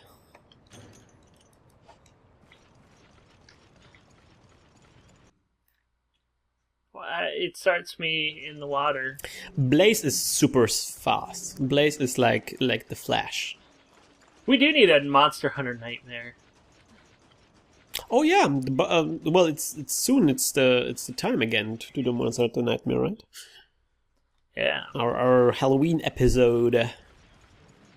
We totally missed out on the April episode, didn't we?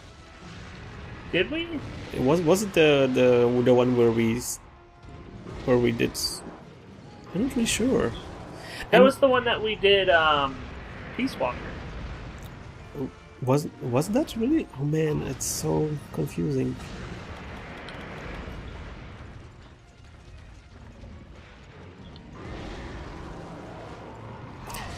Oh wow, nice knockout indeed. Well, who was that? Who was this wonderful specimen of a human being who did this wonderful, beautiful knockout? I think, no, Blaze, it was Kevin. Of course, it was Kevin. He has the hammer. It's not Kevin. Kevin. Kevin? I'm sorry. I'm just, I'm a foreign guy. I have no idea. Oh, Kevin. Oh, Kevin gets bitten. Rathalos and Raytheon, they were the two monsters on the screenshots that really looked amazing. They had some really amazing textures, especially on the wings. There were like little scales on the wings. God, why does everybody always grab a weapon that I have?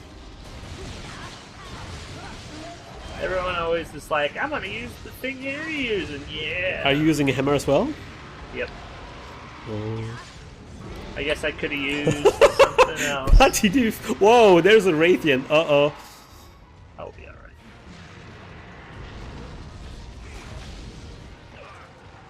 This is where... Oh, by the way, I noticed something interesting. So something I wanted to ask you and all the people from the chat, because recently I was listening to a couple of episodes of 8-4 podcast, 8-4 Play podcast. And I noticed that sometimes they have a very particular way of pronouncing the monsters' names. And hey, does somebody want to use life powder? Oh, dead. You're dead? Oh man, didn't notice it's it. Okay, you don't have to use life powder. I'm so sorry. I'm so sorry. Oh my god.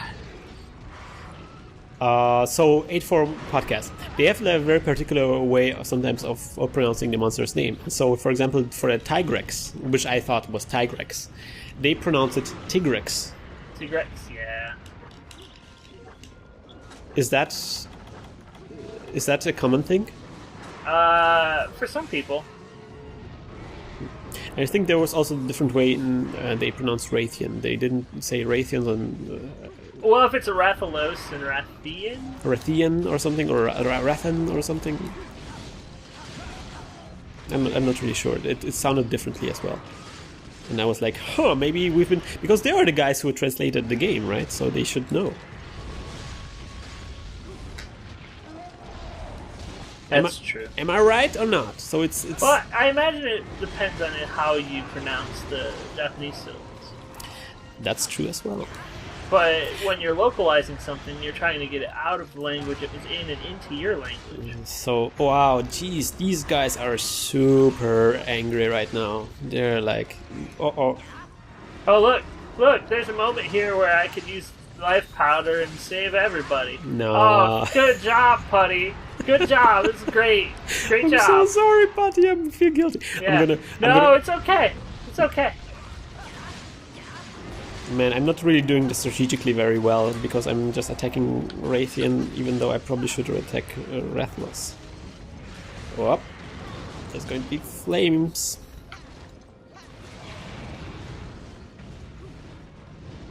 And both are taking off? Wow. Oh, Gosh. Rathian's not leaving. Okay.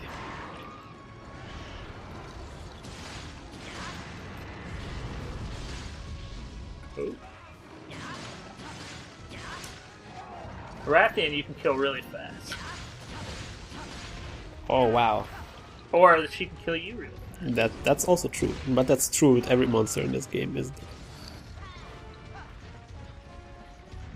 So, probably the strangest question I've seen in, like, the YouTube chat things in a while is, are Rathalos and Rathian in any of the other games? What? Like, yeah, in every game. It's like, yeah, they're like the flagship monsters. They're the monsters that, like, if you're having a really bad day, you can just go to a city, throw up a Rathian quest, and feel immediately awesome. They are, especially with Rathian. I feel she's like really, I don't know. She's like, has exactly the kind of moves that are so indicative of what Monster Hunter is about. It's like you can always recognize what she's doing. She can always turns around after each attack, so you can like always predict so well what she's doing if you just pay attention a little bit, and then you can like totally exploit all of this knowledge to make like this wonderful counter. Especially like it feels so satisfying. Like, oh wow, some flash going on here.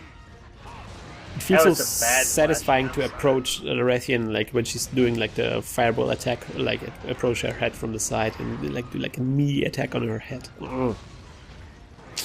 You know what I mean? What I'm saying? I know what you're saying, Jellybean. Wow. I know what you mean, Jellybean. I guess I got a nickname. Ah! Good job. Man, trying to trap Rathalos is one of the saddest and most excruciating things we'll do. Indeed it is. Indeed it is. Blaze. Master of the Skies. That's one of the interesting things to have. Like maybe a trap that floats. Or that maybe the homing traps or something, you know. Did you see in that same interview that I posted into the chat from Eurogamer?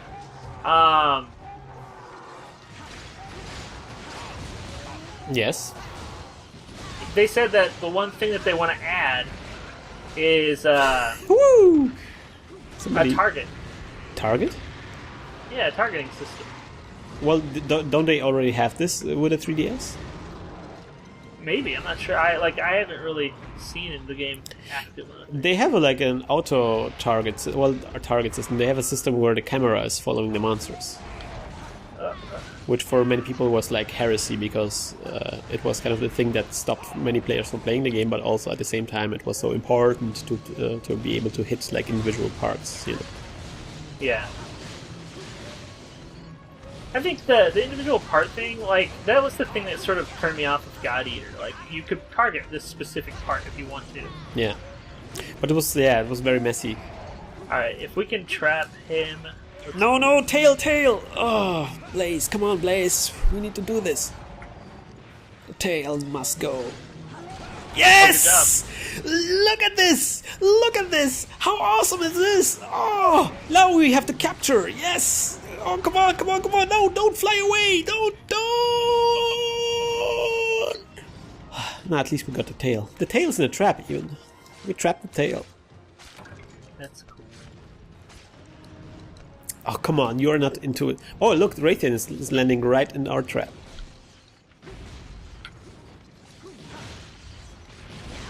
Hey, I carve plate. Nice. Well, it's not the Rathian plate. Oh gosh, Ow. wrong button. Whoops. I don't even know if she can get in. Like this. Ah, yes. Oh, she mad. She mad. Ah.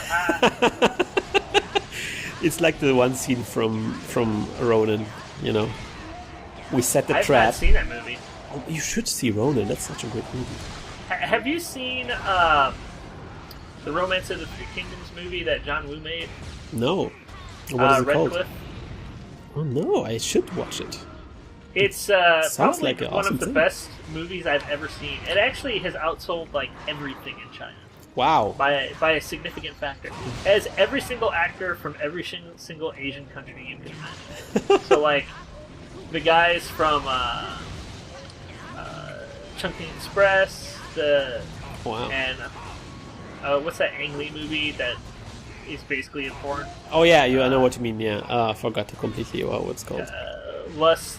Yeah, something like. Lust Caution. Yeah. Christian, you gotta get that tail. Get that tail back there. Oh, I know. I was too concentrated on the head because there were so many great opportunities. You've got two hammers. You don't need to worry about no head. I know, but it's when it's there, it's like she's teasing me. Teamwork. Oh, there's a teamwork. trap. There's a trap. Is it a shark trap? Yes. No. What are you doing, Rathan? Get in the friggin' trap. Oh, there she goes. You troll. You friggin' troll. There we go.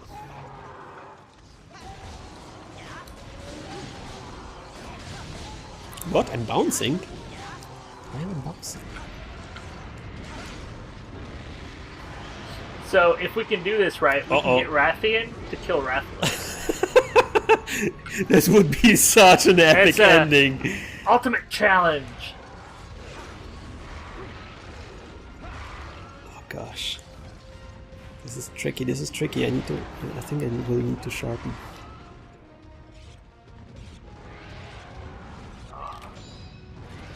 That was boring, Rathian.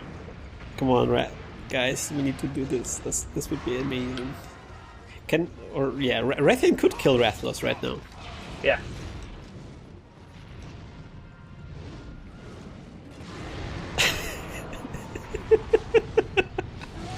Chaos! Wow, the tail is off. Nice. Good job. Good job. It's a Rathian scale, not a plate, man. Oh, she's on the ground. Oh gosh, this is... Oh gosh.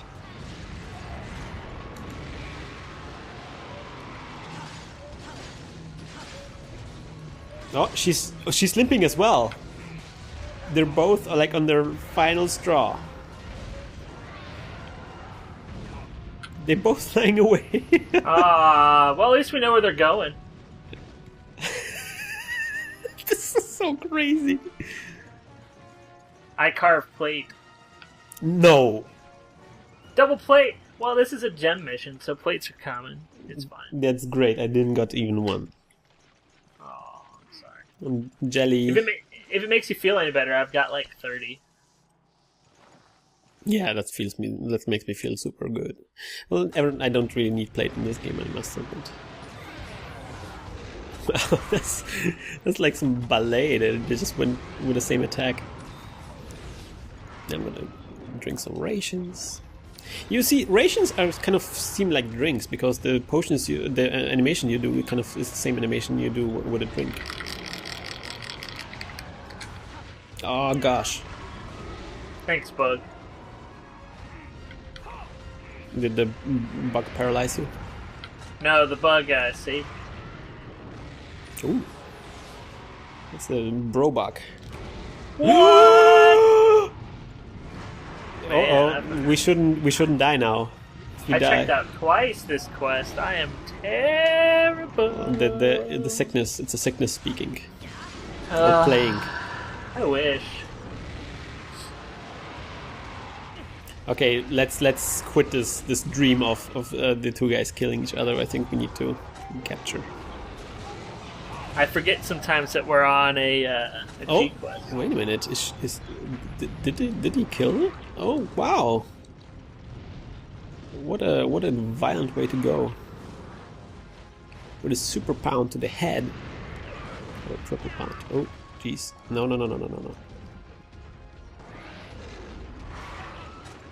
Come on, we can do this together. Oh no! That was not noob carving. It was noob trap setting. All right, we have a trap going on here. Oh.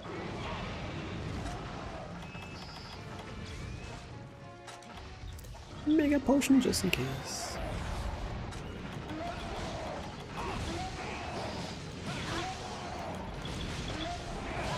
What? Why? She was limping. I was sure she was. Oh man. Is she coming this way? No, we got her in a trap, but she didn't got captured.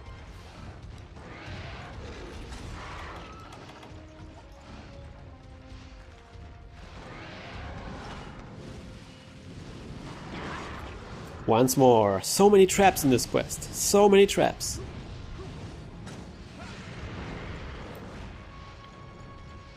Whoa, Rathalos is gone?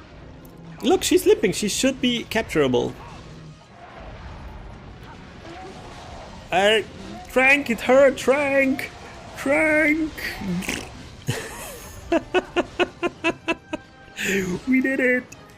We did it! We did it! It's amazing. I feel like we've marathoned for like 20 hours. Man, it feels like a marathon indeed.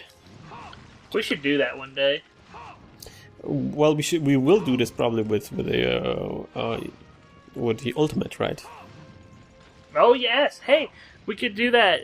Maybe, yeah. I think that would be fun. Yeah, when it comes out, maybe some kind of release marathon. Yeah. Let's see about that. Indeed. We killed a married couple. Well, we didn't kill a married couple, we just killed the husband. The wife is still alive. I wonder what they do with the monsters when they get captured. You see it every now and then. I mean, they put some in the arena, they carve some up for food. Maybe they're trying to domesticate some of them? I'm sad. In the first Monster Hunter, they had Rathian babies, like, all over the place, but they haven't shown up ever since then. Look at that. Look at this. My quest rewards, 2 Rathian rubies. Ooh. You're doing quite well. Man, I'm trying to get those in Freedom Unite right now, and it's so difficult. I defeated so many Golden Rathians in solo. With a sword and shield. They euthanized them.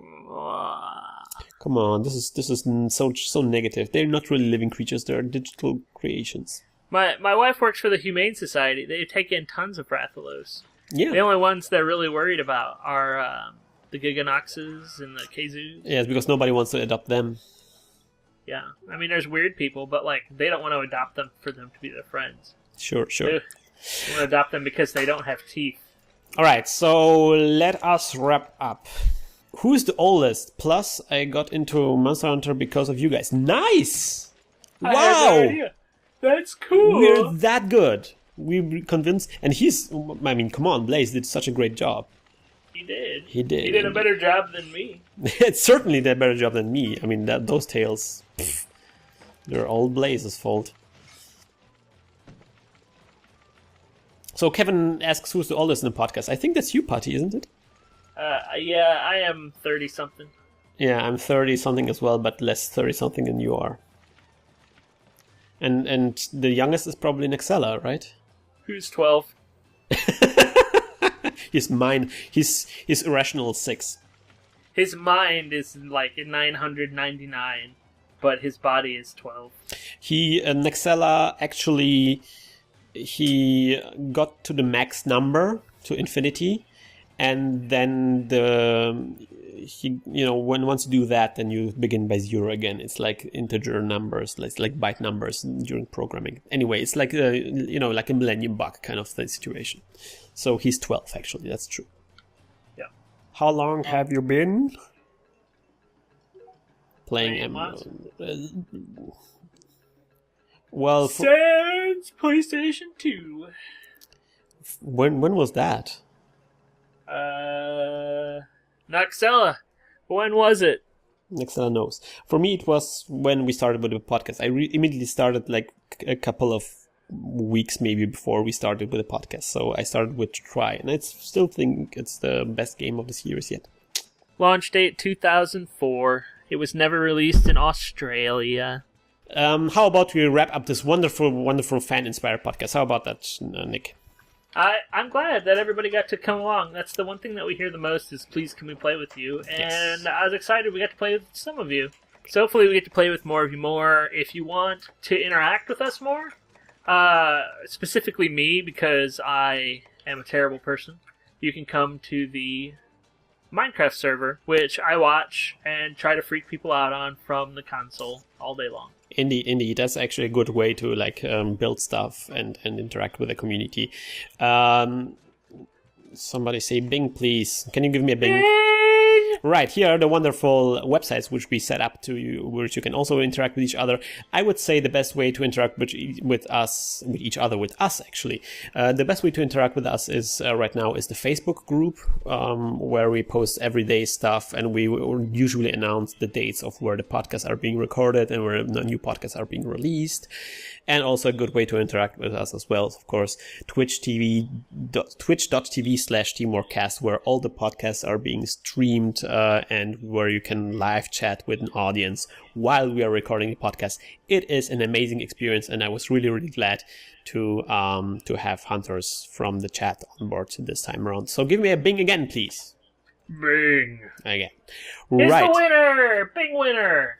So, by the way, I wanted to point out that we will have a new Lost Planet episode up this week as well, is that the Bad Boys episode?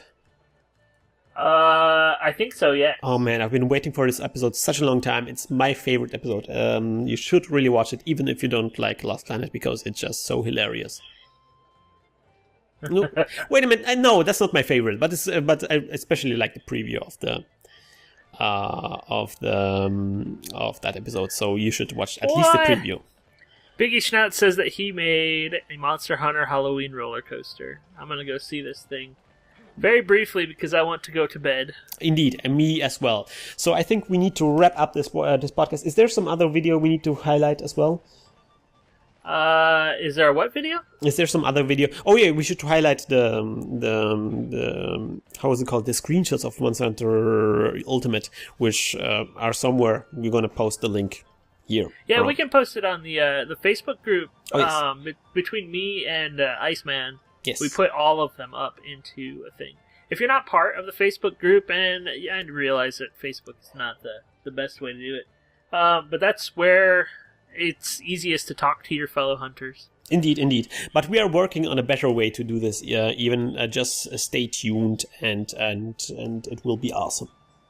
So we will be back next week, hopefully. Until then, we wish you good luck, good hunt, and remember, every day, once a day, give yourself a present.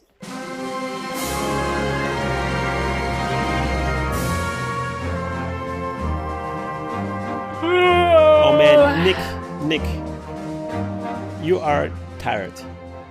I'm mega tired. You're super tired. Give yourself a present. Go to sleep. I gave myself the present of pizza.